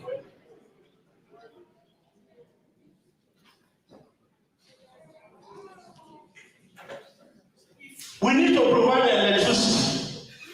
It's only those who knows how other people in other parts of the world have fixed electricity that can fix those things. True. We talk about mini grid. Ask some of them what it means. They don't understand. So if you don't know what is mini grid, how are you going to fix the electricity problem? They don't know. So, our principal just told now the estimate to fix the water problem in Edo Central, they don't know in Edo South. Because she has done his homework. They will not come. But if they decide to come, please ask them, how do you intend to fix this problem? He just told us just now that he has helped other people to raise money. Yes, is that not so? Yes, and if you help people to raise money, you can raise money to build the program of those things. You want a driver, you will not ask him where you work, who you throw vehicle for before you want to employ you, you will not ask him who employed you, who engaged you before. You want to employ staff to work for your company? Do not interrogate him. We are here. We are presenting ourselves for interrogation. Let them also come and present themselves. They should not be mute. I said they should not be mute. They must present themselves. You want to rule those state people, you must try to present yourself for those state people. So that they will interrogate you. Tell them who you are, your record of service. They want to know. So that you know whether to trust you or not. We have presented our record. And we appeal to you to trust us. I will trust a door will be in safe hands. Thank you. Thank you, Ogie. So we're going to move right into Q&A. Please, we'll ask you to be very brief with your questions. We have our incoming governor and deputy governor ready to answer. No long comments, just be very brief. We'll walk around with the mic, you ask your question, and then we'll answer home. Please, your name, your local government, and then your question. My name is Igbeka from Moroyo, Sokono, partly Billy. My question is this: about security, that we should come home by security. In New York City, how we call security? Without security, everybody are being safe. By being safe, it is the lawyers, the police personnel, and the engineering, they work hand in hand. So I don't know the type of security that we are trying to provide for those states. Because talk about healthcare too. That's one question. The second question, talk about healthcare.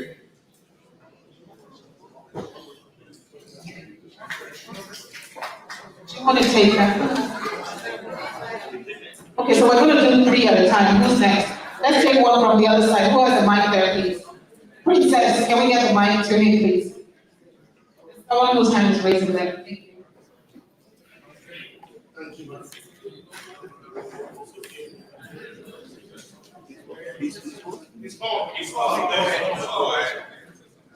Thank you very much, Your Excellency. My question has to do with education because you talked about education. My name is Ogie from Asue, and I have been in higher ed here now for about 15 years, both on the faculty side and the administrative side. And my question is this, because you did mention, you said something about the state of the university, state-owned university. What precisely are you going to do to revamp that place? And also the infrastructure needs of schools, especially post-primary schools in the state. What are you going to do about them? Thank you. Thank you very much. On education, can we have a woman, please? It's about time we have a woman. Yes, sir. And let me bring the mic over. Just a minute, please.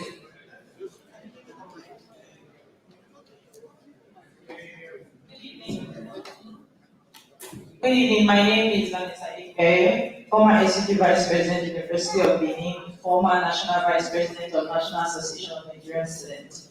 I have a question and I have an appeal. I'm from Eastern Northeast Utakuru, to be precise. I have an appeal to the governorship and the deputy governorship candidates. So when you're a public servant, you are very accessible. Your office opened by 8 a.m. You were there, people could see you. I'm appealing to you to please continue in the same light.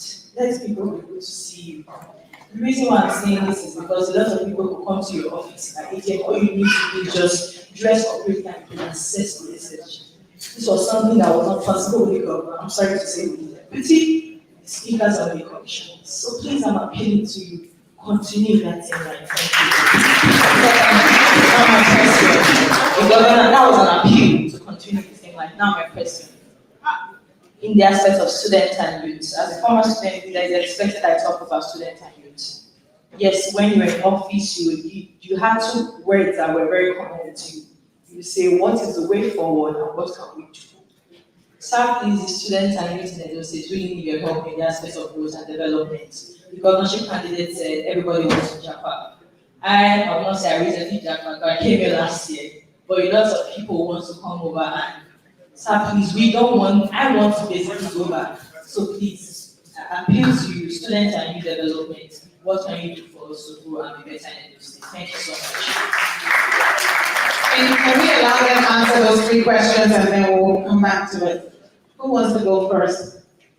Okay, so Osalujo has the student union VP question. So I'll leave that question to him. But Madam, you're really right.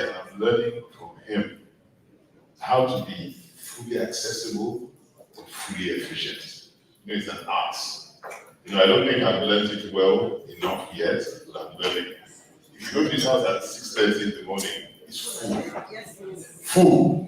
People from every part of the state, And 8 o'clock is in the office and he's there till 6, 7.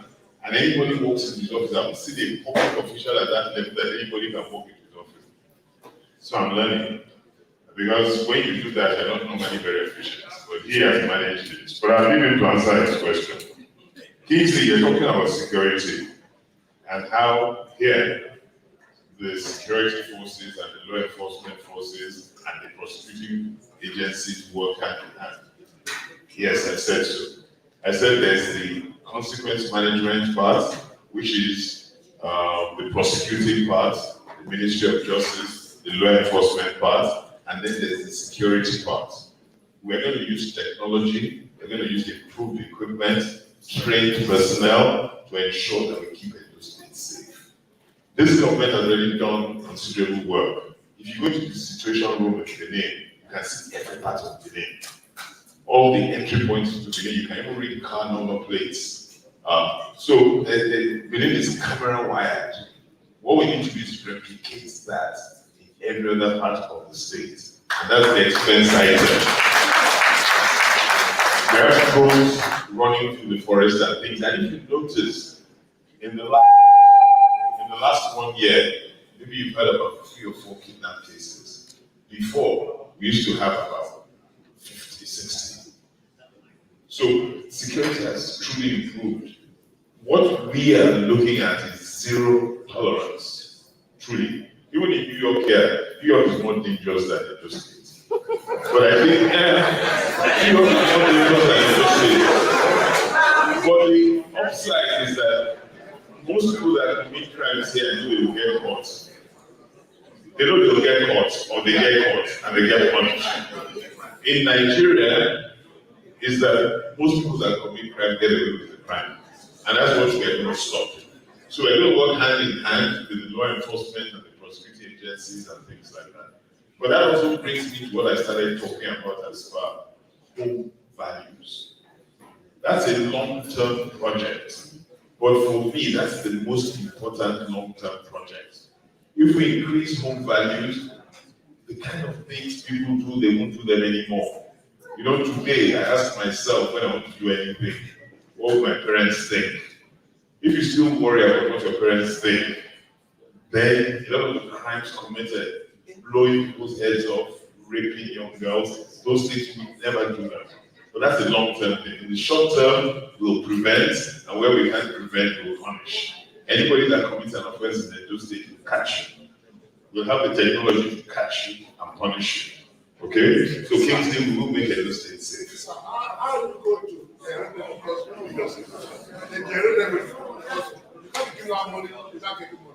you need money. That's what I said, sir. That will increase the productivity level in the state. If you increase the economy of the state and the productivity level, then you'll be able to generate IGR. That's the taxing on those businesses. Secondly, you will have to widen this. There are too many people in our state and in our country who don't pay tax. So we must find a way to encourage people to pay tax, widen the tax nets. By widening the tax net will increase our IGR considerably. Today our IGR fluctuates between 6 and 8 billion. That's the internally generated revenue, different from what the state collects from Abuja. I think from Abuja it collects about 7 billion. So in total it's about 15, 16 billion. But that's something off. So we need a lot more. But if we increase the productivity of the state, then we increase the tax base, and we increase the revenue generating base from other endeavors, tourism, and other agencies of government, land transactions. So we'll increase revenue generating base. Because that's how we pay for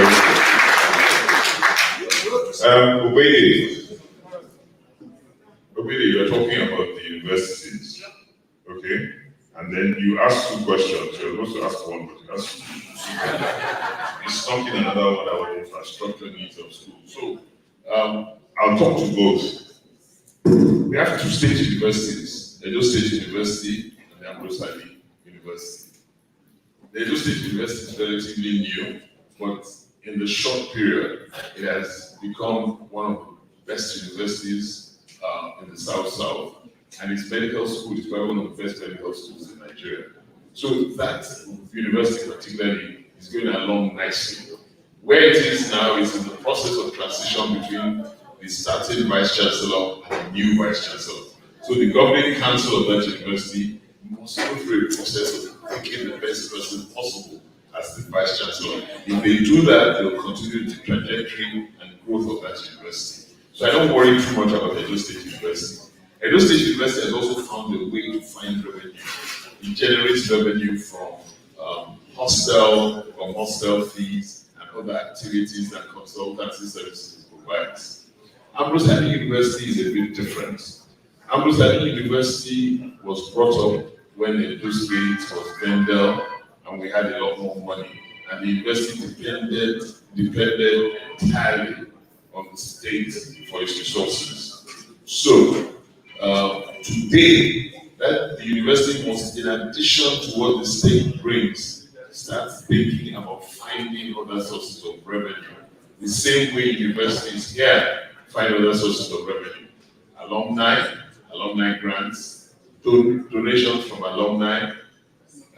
Something that the present government has always talked about is how will some of our universities collaborate with international universities and see how there can be a symbiotic relationship.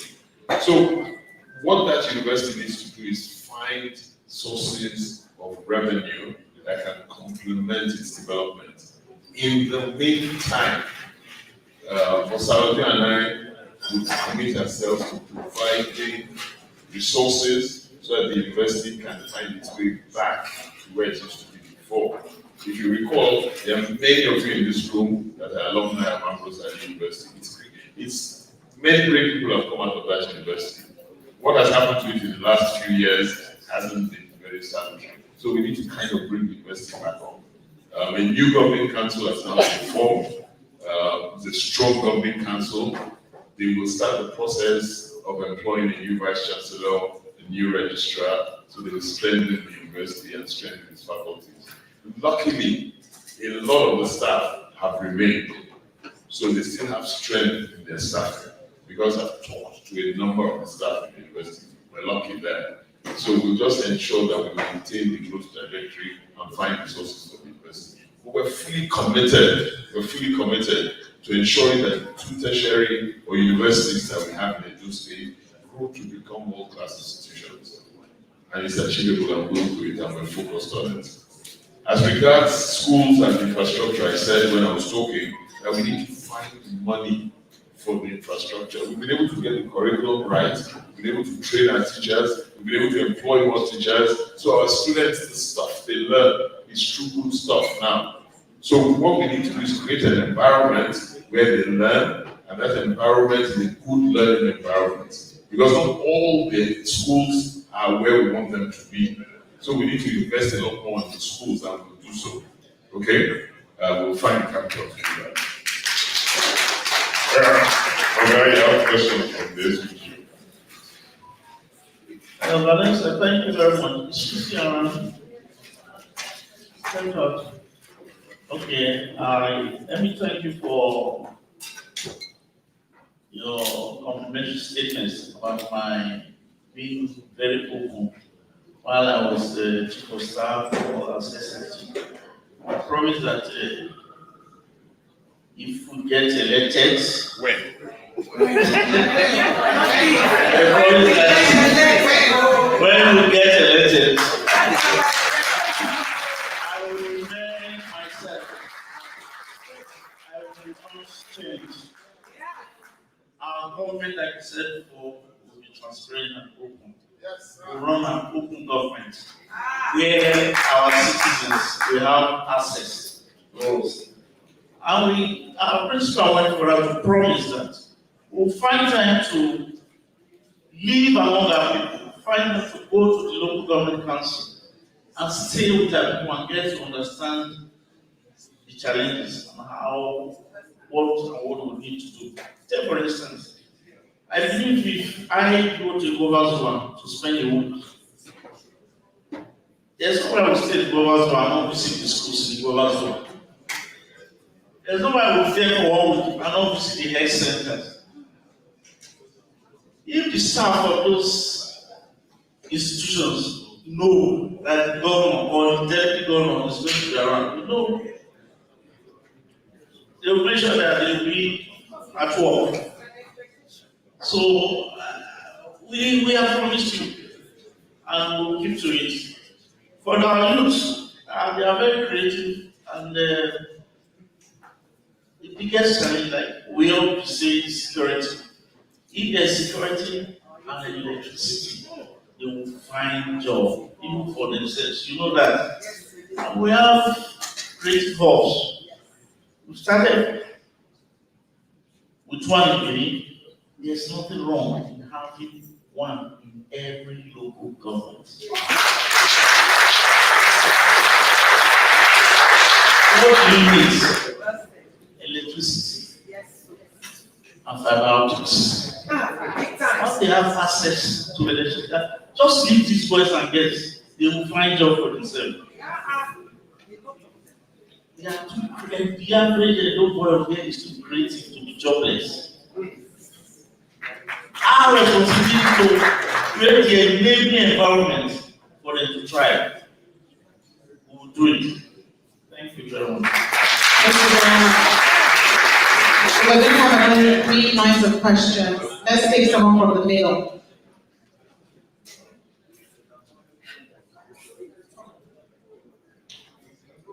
Any local government area, your question. Thank you, Mr.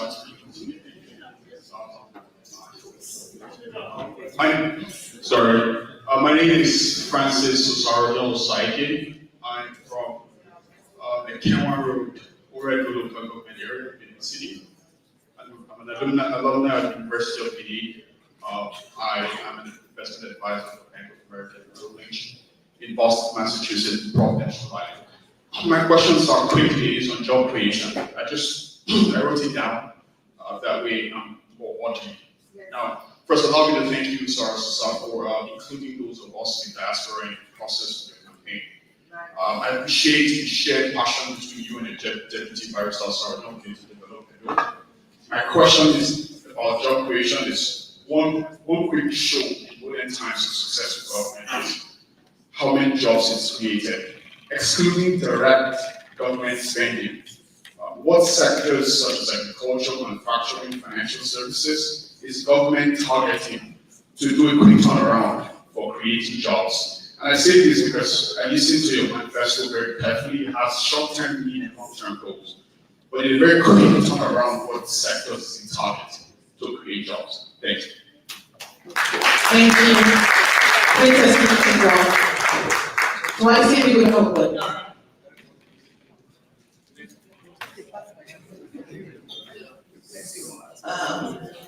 My name is Louise Aikoma from SA. I work with Ecos of Main Africa in Edo States. I was just on holiday for this campaign visit, and I had to make sure I was here to listen and to take something back to my constituents. The women civil society groups in Edo State have been wanting to have an audience with you, sir. The incoming governor and the incoming deputy. Please, can we keep it quiet? We've not been able to have that audience. So for me, this is a rare privilege to present what we've been wanting to share with you. I so thank you for your concern about the poverty of persons in Edo State. And I want to say amongst the poor, the women are the poorest of the poor. For example, you tell a child to draw poverty, the first thing they will draw is a woman. That shows that women, the poverty is feminized already. And how do we overcome feminization of poverty in Edo State? Okay, thank you So very my much. question is, Take another question. we have submitted a bill to the Edo State government on women economic justice since 2022. This is a solution to the poverty. Sir, you talk about inclusive governance with women. Please, sir, we really want you to put it to practice. Not that when you are there, because I've seen your inauguration, they'll begin to say, where are the women? We don't want that, sir. So in doing that, we have the gender policy of Edo State of 40% affirmative action. And His Excellency, the Governor, the incumbent presently, has done a lot on visibility of women. And we are counting on you to ensure that you go above 40%. Thank you very much. Thank you. Thank you. We're going to take 2 questions here. Thank you. Oh, please, we will get to everyone. We have about 30 minutes. Please, we will try and get to you. My name is Peter Igudaro from Oredo. My question is, when are we going to get Edo?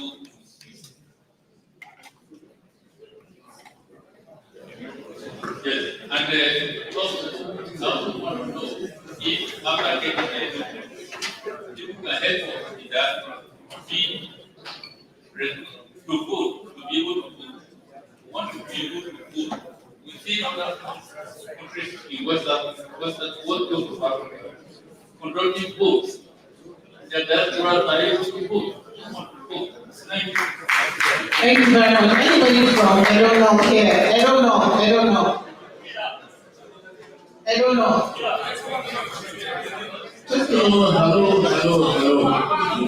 Hold on. Good evening. My name is Mr. Omasa Ofuya. I'm rooted in Bethlehem. I grew up in Ekoma and I grew up in Benin. Asian area has perennial shortage of water. Your health depends on water. Economy depends on water. I know Mr. Igudalo had touched on water and also on agriculture. With these 2 things, you can prosper. However, you need money. I will suggest to you that take statistics of the Edomites in America. It's not that there are many, we have a number. If we have 10,000 Edo people in America, and we say we contribute $10 every month, which we can do very easily. We are looking at about $100,000 every month.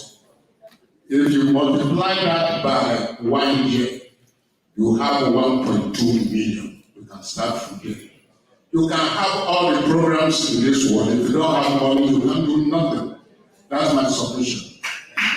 Thank you. So that was a comment. So let me just keep one more to ask a question and then we'll turn it over. Maybe. Sorry. Let's answer this one. Okay, all right. And then we'll just take one more round after this. Okay, all right. Because I see people like to get tired. You know? And people need to go home after a hard week. Okay? Yeah. Okay, Francis, thank God you woke up very late, so you can help us find money. But thank you for your question, great question about creating jobs. My presentation, I talked about agriculture, low-hanging fruits.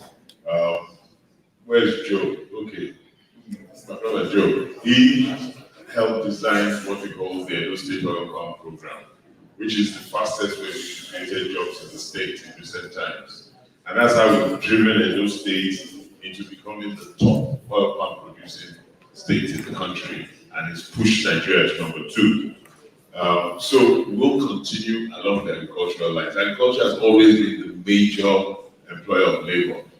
But we need to make agriculture more interesting. Many of our youths don't want to go to war and contrast. So we need to make it fully mechanized. So we will invest in agricultural extension, agricultural support, financing into agriculture, so that many of our youths can truly become great investors in the agriculture sector. That's how we can employ a lot more people very quickly.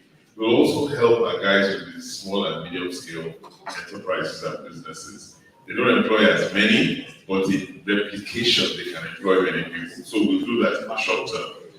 Excess from agriculture goes into manufacturing. If we create an enabling environment, investments will come. That's a medium-term plan because they have to construct and build. But we will employ, there's no country that develops that doesn't have a strong manufacturing base. So we will develop our manufacturing base and we will employ people. And I also talked about the low-hanging fruits. You know, in Nigeria today, through the banking system, $20 billion is remitted from all you guys in the diaspora, about 20 billion. And that's excluding the one about, please help me take $100 home or $200 home. That's not counted. Now, so maybe we have about $30 billion coming into Nigeria. Half of that is from Edo State remittances. Half of that. So, what we need to do is get you guys to come. When you're sending money home, you send $100, $200, maximum $1,000. If you come on holiday, you will still give that $1,000 and you spend your own $2,000 when you're there. So that in itself creates a multiplier economy and creates its own jobs. So for me, those are low-hanging fruits. And once we get security right, tourism, another very low-hanging fruit. So Francis, there are many great opportunities to create jobs in our state. We will take short-term, medium-term, and long-term. But you know that except we create quality jobs in the state, we cannot move the state to the first level or to the first world. And so that's a priority for us. And I'll be knocking on your door for just very much. Thank you. Madam Tunis, you know, I have to say this, and I'm saying it from a very good place. I'm extremely partial towards women, extremely. And I'll tell you one reason out of many reasons. My mother was the first female permanent secretary in Nigeria. She became permanent secretary in Nigeria when there were no women around at the higher level of government. And she was probably the only woman permanent secretary in Nigeria for nearly 10 years. So I'm partial towards, she was lonely at the top because there were only men around her for nearly 10 years. So I know how it is. I've served as chairman of very many boards, many. And one thing I can tell you is that those boards that are predominantly male dominated often make, I don't want to say wrong, but not totally wholesome decisions sometimes. When you have a good balance of men and women, you know, the ego level of men is quite high. Women dumb it down. Women are strong on being reasonable. When those arguments and the board meetings get to a level where they're high, they bring everybody down to cool temperature, and then they say the reasonable thing that should be done. So, for me, and I said it when I was presenting, you don't tie one hand behind your back. You must use both. You must use women. Women balance you. Those, if you look at the countries that do extremely well, they have a good balance of men and women on the boards. And we know that in Edo State, that has done well in the last 7 or 8 years, there's an increased good balance of men and women in cabinets and in agencies. And we will do better. If it's a 40-60%, we'll try and get it to 50-50 at least. And we have a number of our women in the room, you know, and they've contributed significantly to the development and strength of the state. And there's no other way. So that's our full commitment, madam. And we promise you. You talk about your economic justice bill. We'll check it out with the quiet and find out where it is. We'll look at it. We have a state assembly now that's truly proactive, very proactive. So we'll find out where it is. I think it's a private bill, right? It's not from the government. It's a private bill, a private member's bill. So we will see where it is, and we'll look at it and we'll support it. Once it's something that is enhancing women emancipation, we'll support it. We must create an environment where women feel secure, safe, and feel strong contributors to the environment. Okay? Yes. You don't answer that. No. Peter, you are talking about the new constitution. The way the Nigerian constitution is today does not permit for us to have our own constitution. Before 1966, each region, we had 4 regions, each region had its own constitution. And probably those are the great days of Nigeria, But today, with the constitution we have, you can't have your own constitution, but you can create your own laws that guide you very strongly, And you create as many laws as possible that guide you very strongly within the ambits of the constitution that we have today. But I can tell you that the question you asked on diaspora voting is very dear to me, but it's a federal issue. So one of the things I will do at National Economic Council meeting is to push for my brother governors to support me in pushing for Nigerians abroad to be able to vote.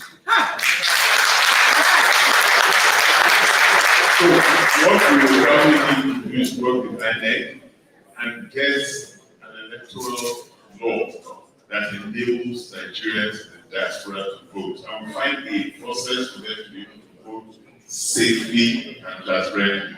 It doesn't make sense for us to have this many Nigerians abroad and they have this commitment to the social and economic life of the country and the states, and they cannot vote. It doesn't make sense. Or they cannot vote because they are far away, even if they have PVCs. So we will work on that. It's important. But it has to be a collaborative effort, convincing our brother governors to think the same way. Many of them don't have the same vibe. Like I said, Edo State has probably half the diaspora population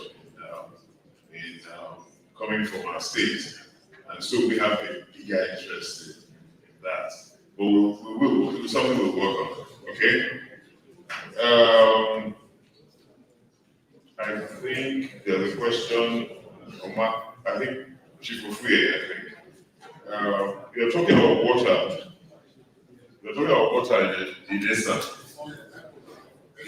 Eastern area. And I spoke about it, we need about 21 billion naira to fix water in every part of Eastern.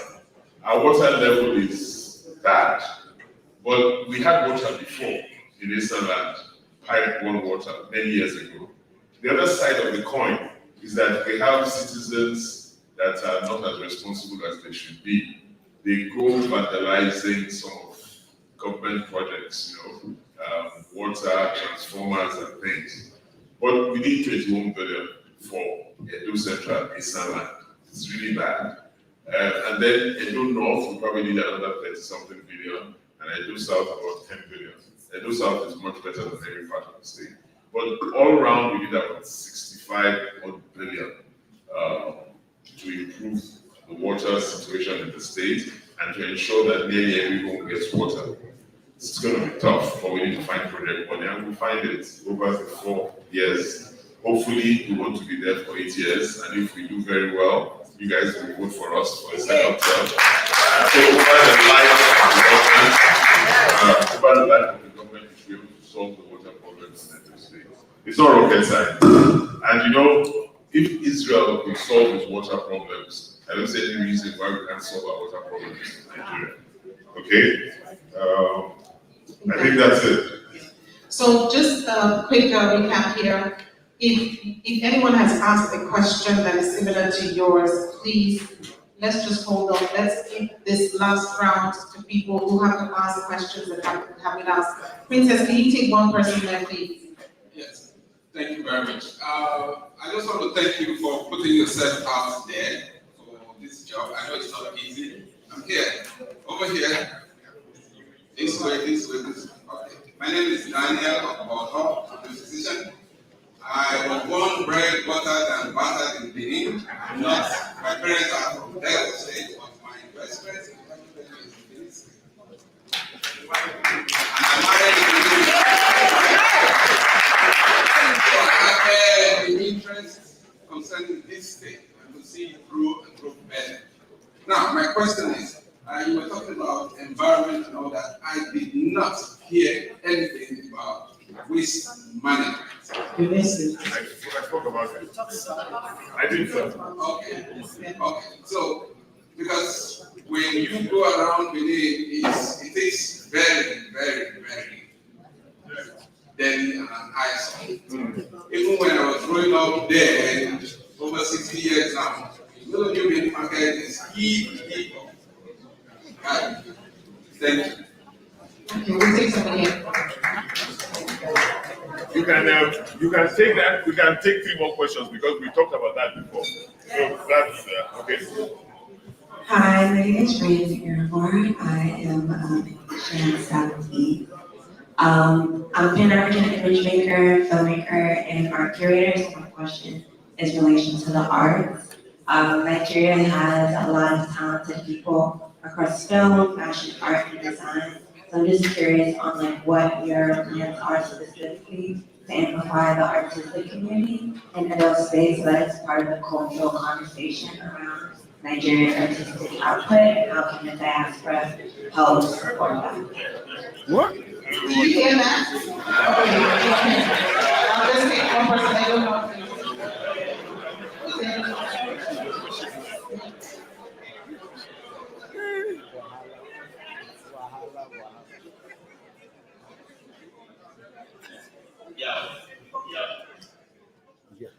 Hey, my name is Samuel Odebode.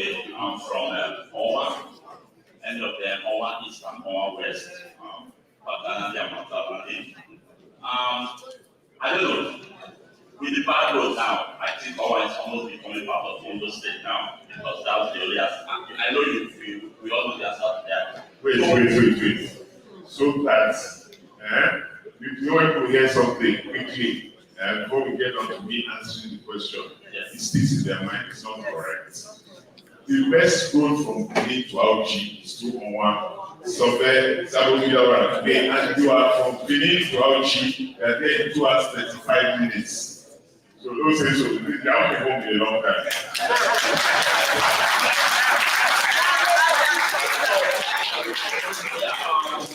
So, I was actually home today, and I came back through bus. I got it passed through Sobed and Mondo Artists. Anyway, my question, we were out Twitter chat session. It goes back to project management department we spoke about. We really need it. The era of government just waking up and saying, oh, I'm going to be a skyscraper from Green Road to that market. How was it planned? How many years was it planned? What was the impact assessment? So we need to have project management department who already have series of projects and done. It can be as small as a little project in secondary schools. That's where another suggestion comes. Diaspora ministry. We need a ministry dedicated to diaspora. I went to Pastor High School, DHS. We just finished building the biology lab now. There are a lot of people doing a lot of projects in their schools, but it's scattered. There's no plan. So it needs to be organized through the Ministry of Education. And through that commission, the state government is doing this school. Then we need funds for the solar class. We are spending as a government. That's part of what they're doing, part of that. My question is simple. What is your plan? Sorry, do you just one thing you are going to do for all one people? That's the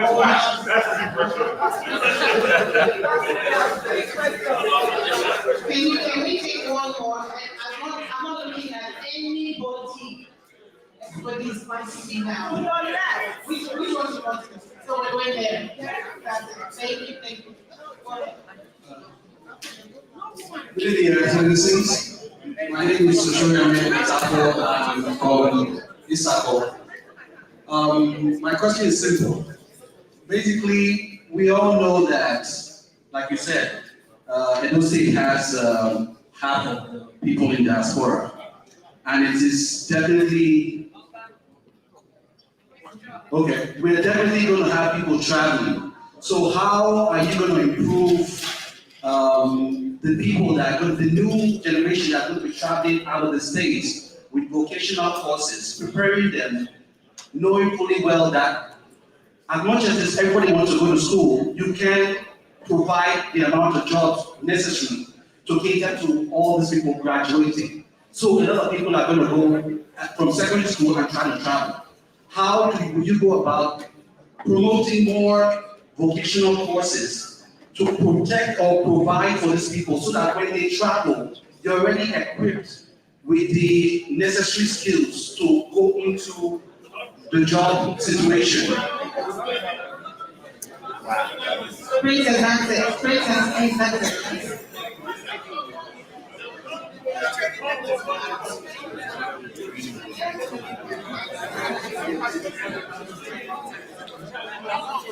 Okay. We're done, right? We're done. Not wet. Daniel is musician. Yes, we are doing 150%. And we need to do a lot of waste management. So we'll look into waste to power. We'll look at how we'll sanitize and effectively collect waste. Part of the problem is that we don't have effective waste dump and recycling centers and recycling dump sites and centers. So we need to get that right. But most importantly, we need to find how we convert waste to power. And we need to get our people clean again. People need to learn the marketplaces in the surrounding houses. People keep their surroundings clean. You know, we didn't used to be clean many years ago, and we need to go back to that beginning. So it's key. And it's also a health issue. The dirty surrounding creates a lot of health issues, so we must deal with that. I didn't catch your name, ma'am, but I understood your question, talking about the arts and support for the arts and support for the youths and all of that. We have the Victor Whitefield Hall, and we have other centers where we create facilities for creatives in the States to explore their talents, to grow their talents. What we'll probably also do is provide sources of financing for our creatives.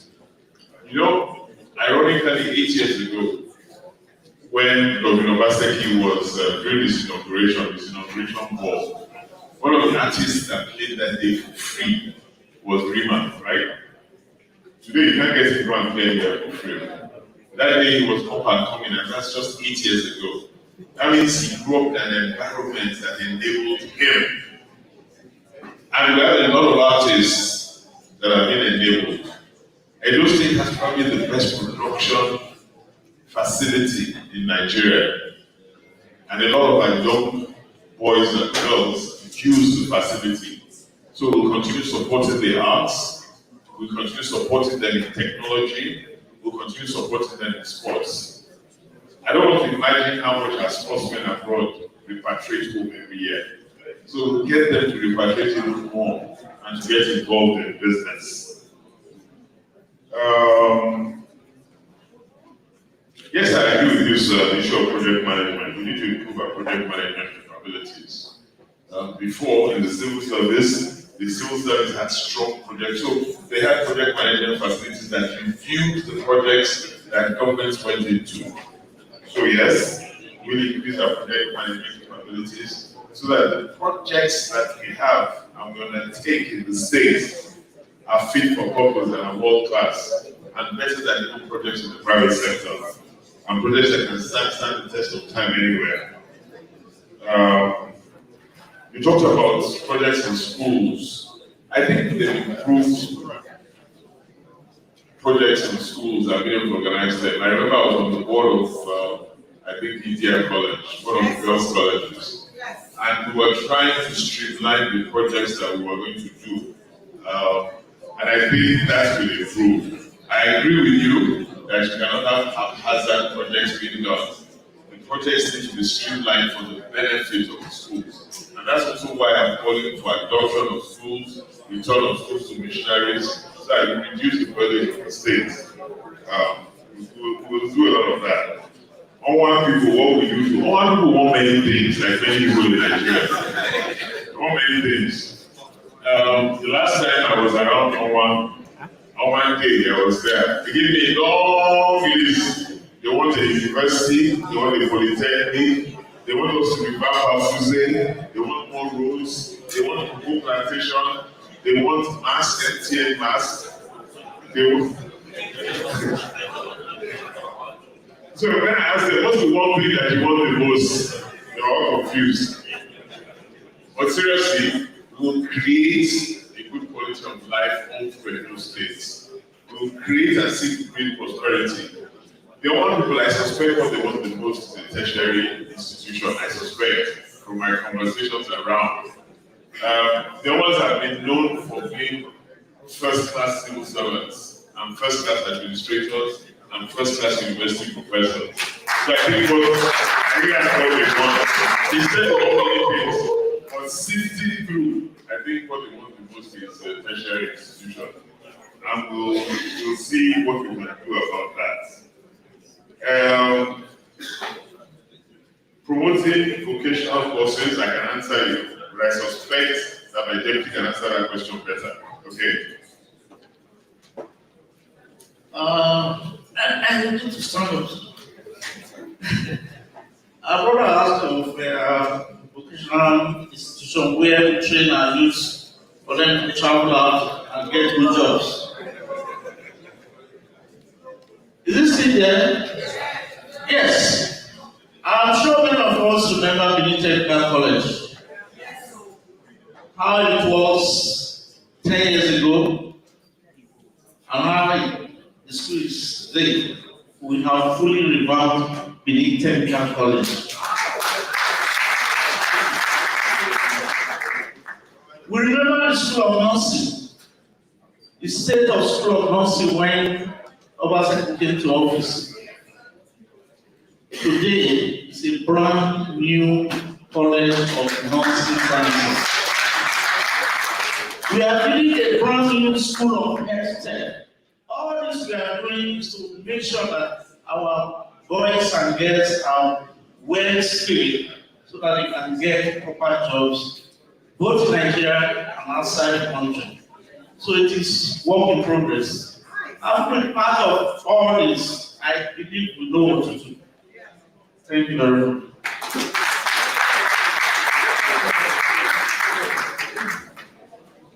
I thank you all for your questions and for listening patiently.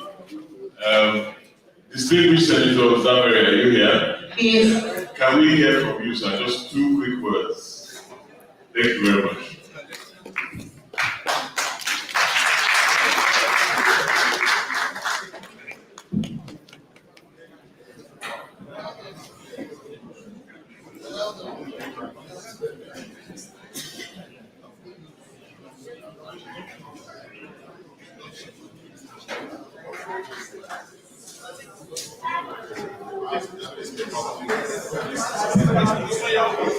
Hello. Good evening, ladies and gentlemen. Let us appreciate the presence of the Almighty God in our midst. Now, I am back home. This is my home. This is where it all started in the mid 70s. Please, can everyone please be quiet? Please, we're all from please. I started from Brooklyn. And I'm here. I attended practice. Some people in Nigeria, they instead of observing to have attended university, went to an institute. They didn't know the difference between practice and so institute. And I said, well, I'm not the only one, but even if I was, so I would have gone to it, tailoring in the better school. However, here is a thing. Let me appreciate every one of us here. You are listening to Maui side to appeal to our dear brother, our next governor, Asue, and his deputy governor, Ogie. Asue is the great boss. Ogie is the alternative.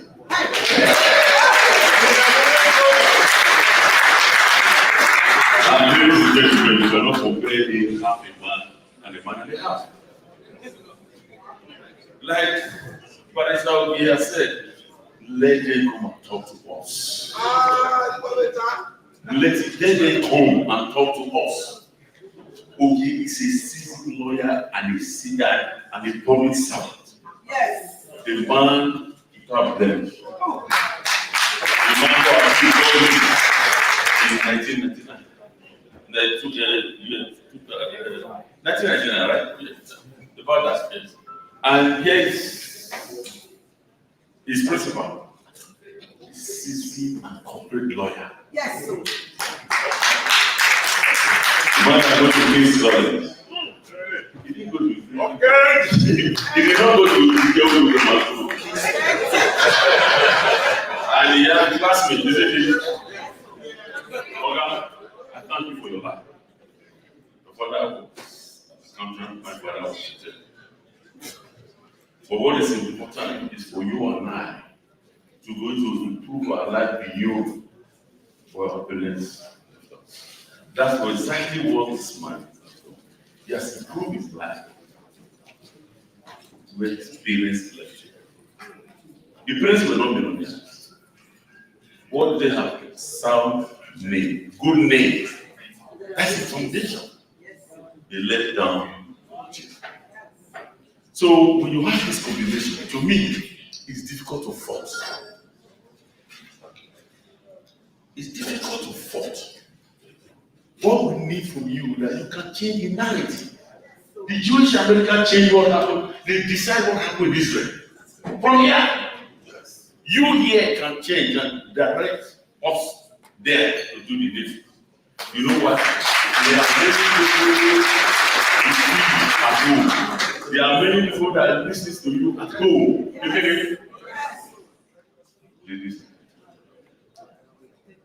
This is the big apple. Asue and Ogie decide to make this the last. The reason is that they know this is the big apple.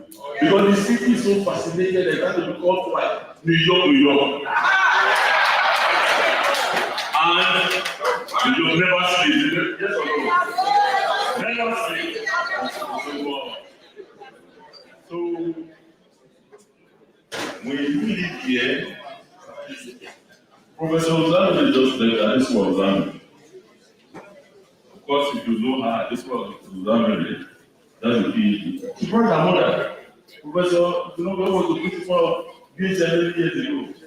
When Mama was living, she was before 85. She said, my son, I'm convinced that this man will be governor of the district.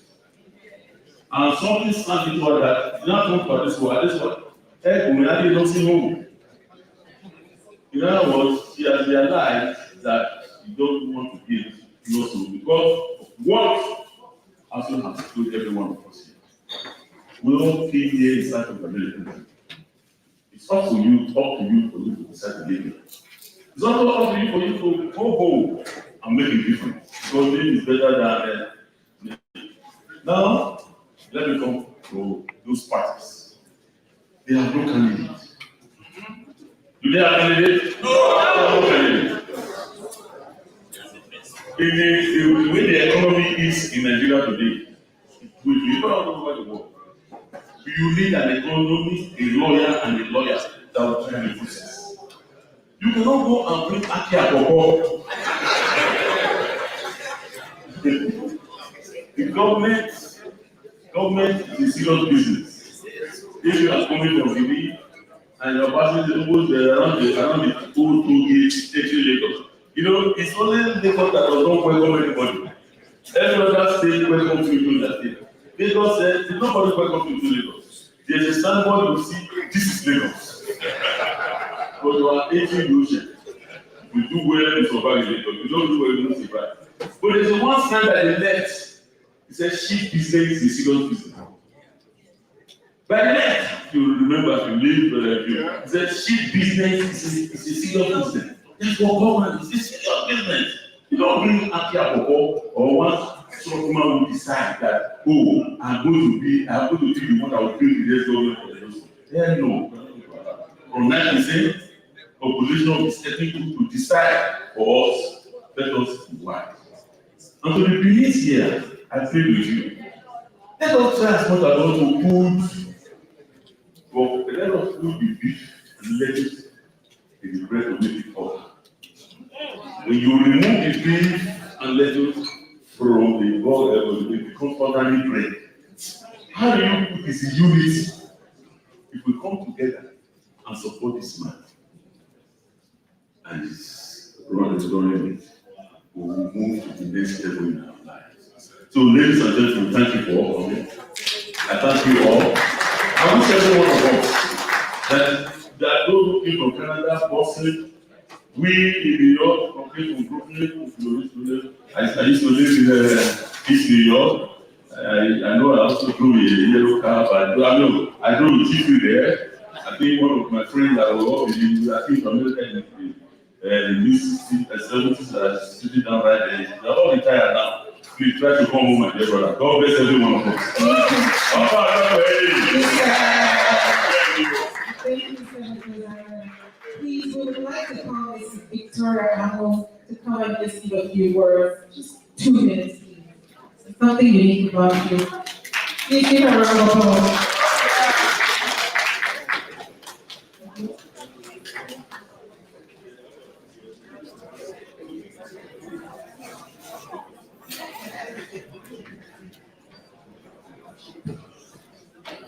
My dear brothers and sisters, the choice is very clear to us.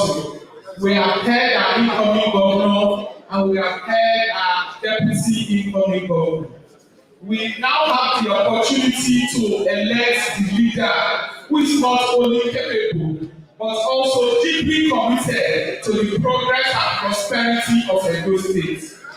Asue Ighodalo is that leader. But he cannot do it alone. He needs you, and you to support him. He needs your vote. He needs your active participation in this campaign. He needs you to be able to bring about the change we in Edo so desperately need. I urge each and every one of you here today to become ambassadors of this Asue Ogie movement. It is a move. Talk to your family, talk to your friends, talk to your neighbors, both here in diaspora and back home in Edo.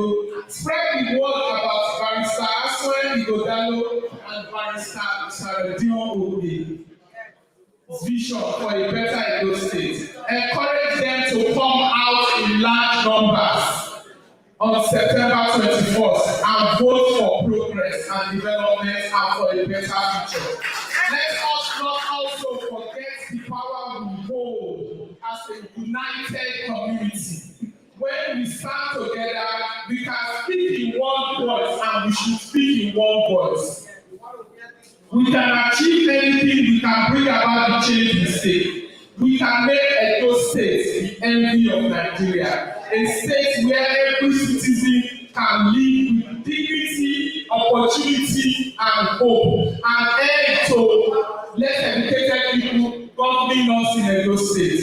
In conclusion, I want to remind you that this is our moment in history.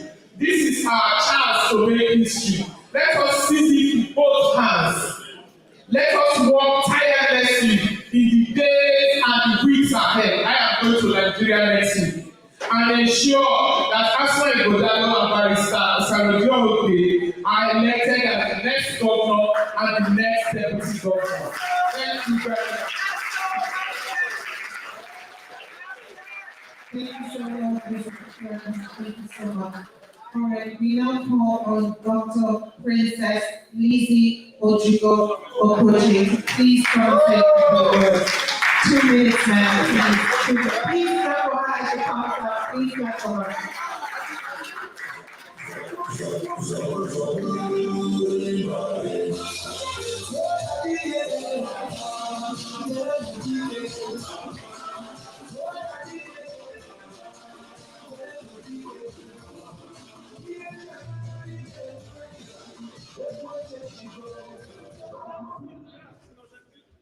Well, this is not a party. We're going to play that music for the victory party. Yes! Which is going to be happening. You know where it's going to be happening? You're going to come to your house, which is Hollywood. Present of Cleveland. Hollywood will be born. So, because you cannot have a business like that in the United States that will bring my brother here. So you would have been there, you can have fun, you can do whatever you want to do over there. Anyway, let's go. You see, all these questions you all asked today, very, very important. Unfortunately, because I cannot blame you all, it's the way they have pushed us and they put us in the bubble and lock us in Lagos and lock us in Abuja. You need to see what those people are doing in the diaspora. Where are the bulldozers of the diaspora? If you go to any business, anywhere that is flourishing, let me talk about New Jersey, because that's where I live, right? Yes. People will come, they'll say, who owns this business? They'll say, I want Nigeria woman. So they'll say, no. They will come. Sister, I know where you are from. I said, how do you know? They say, oh no, you have to be from Edo State.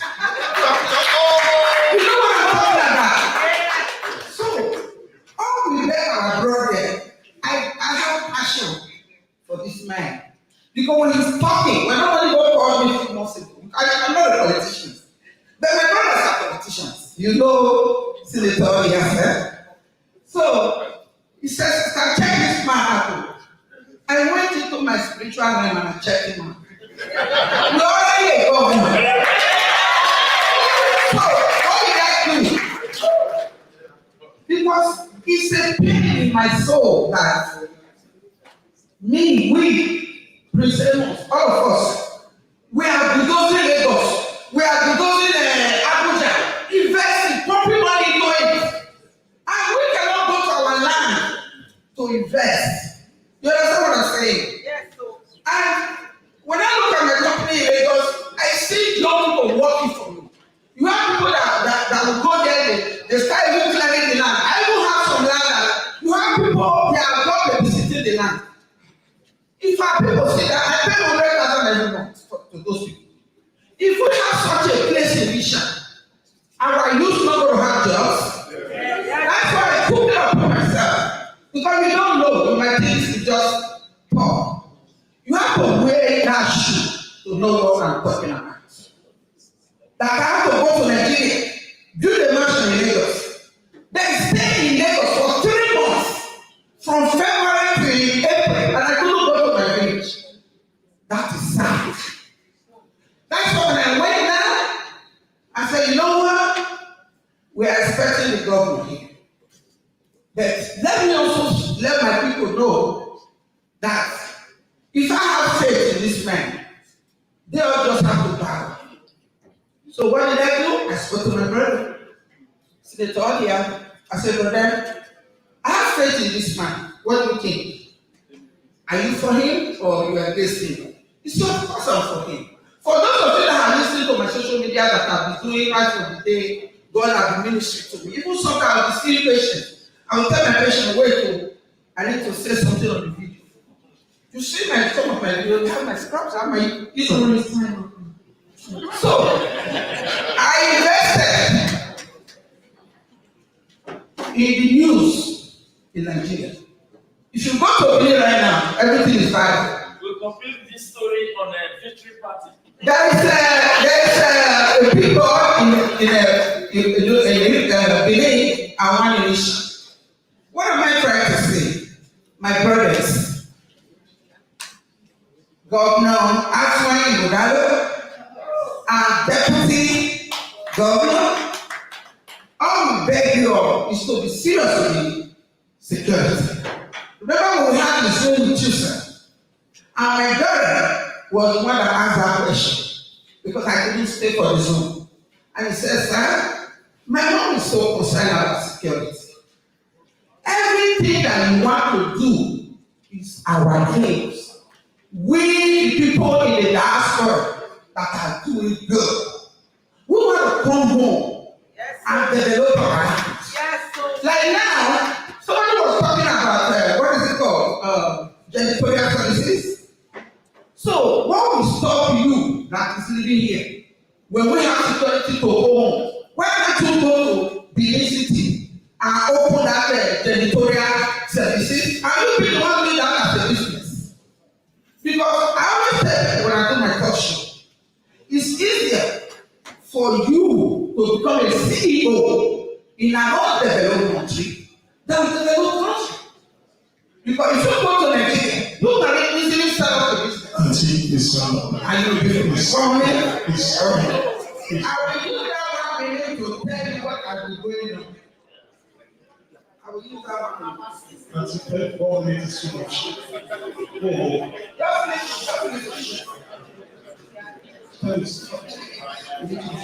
Just listen, please. Give it to the governor and the deputy governor. You are only them to listen. Because I'm not trying to impress anybody. All I beg the governor and the deputy governor is to create security for us. You know my family already. You know my cousin, my brother that created the refinery in Ologo. So we already I don't know who already shout out my brothers to invest in the door. Because I'm afraid. Please. Let me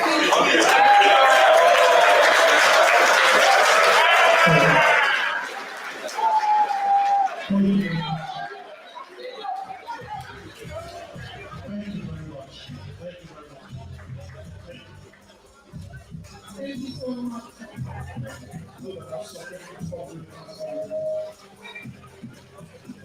Thank you very much.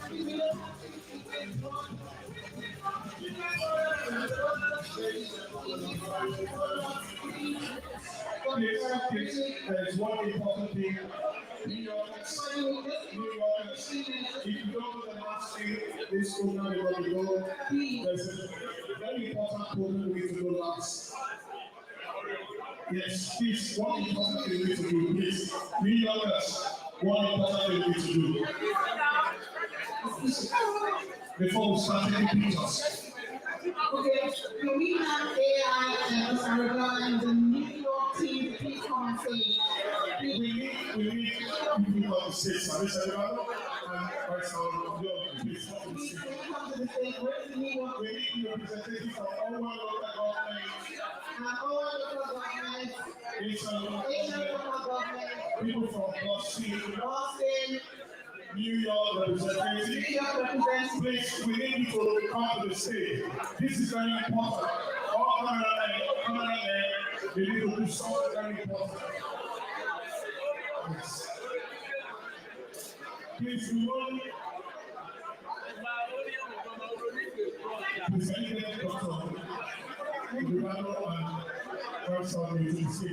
please, can you all come to the stage?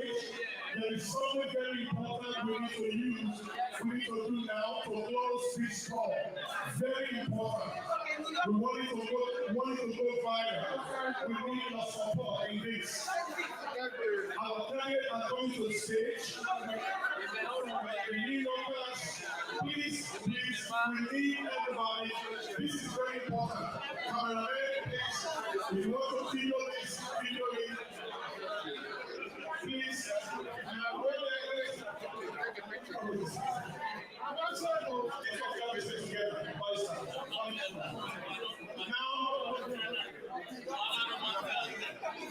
are going to lift up your hands and say the New Yorkers are supporting Asue and Ogie. Please, you will lift up his hand.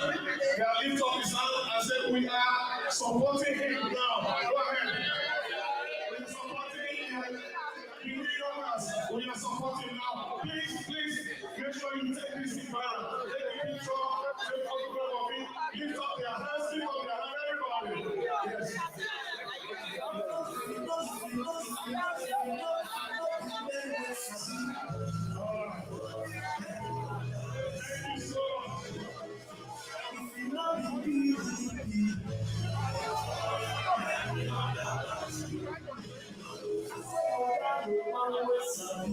Please record this, let it go viral. Let it go viral. And you workers are supporting America, they are supporting Asue. Please let it go viral. Let it go viral. Lift up your car, lift up your car, lift up your car. And where we run, let it go viral. That's right. Thank you very much.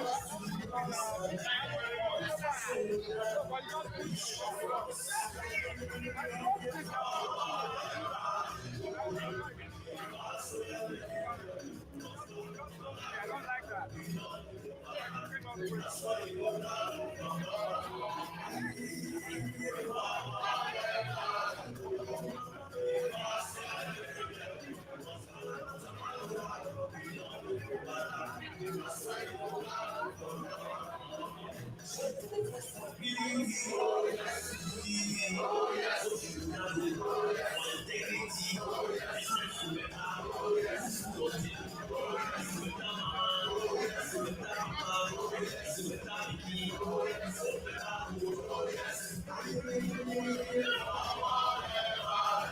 Please let it go viral. Let it go viral. I'll be right on the let it go viral. Shake for everybody. Shake everywhere. Let it go viral. What's the way from here is short. Let it go viral. Put it on Instagram. Put it on Twitter. Let it go viral. Let it go viral.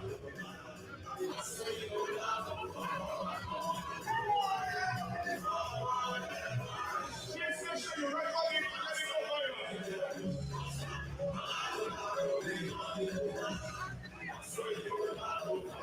Thank you very much.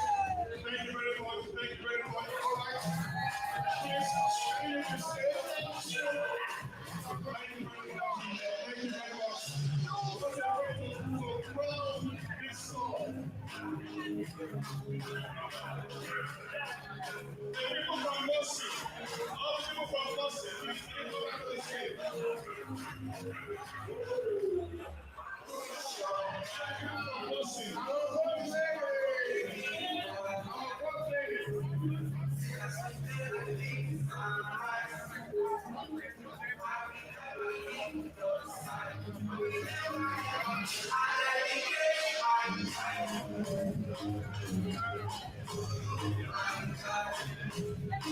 All the women come around the whole lady.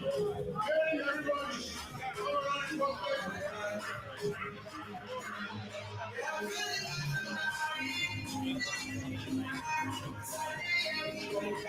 What's people? I want to say, please. All the boss people, I want to join. Don't say no.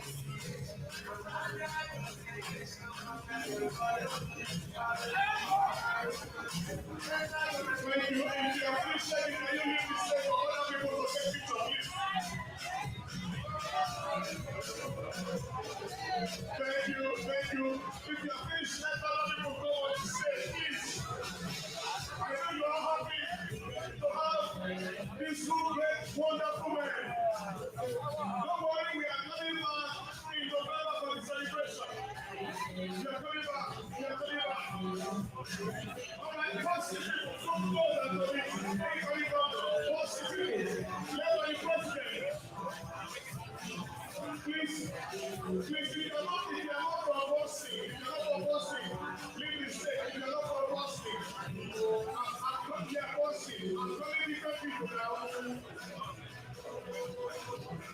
If you are not from Boston, okay, Boston people, who close them?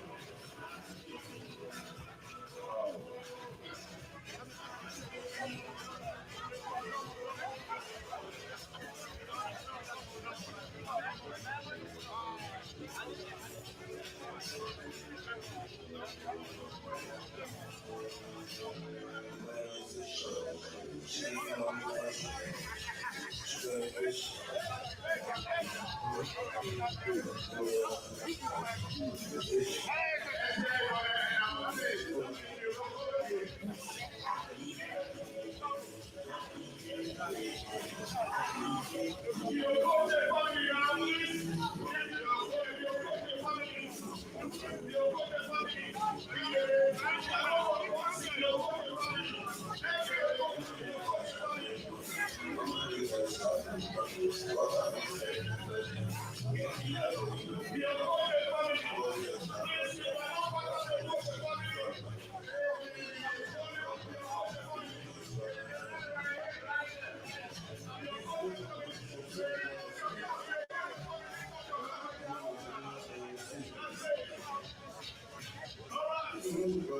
Thank you so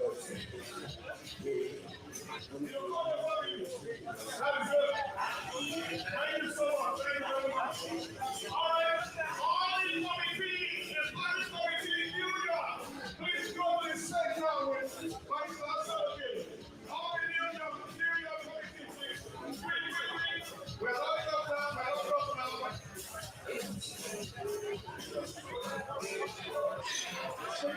All the New York committees.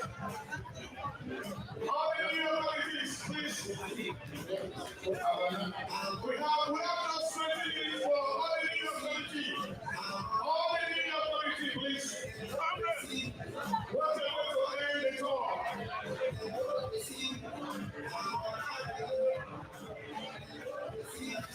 Please, for the Asue. Please, all the New York committees.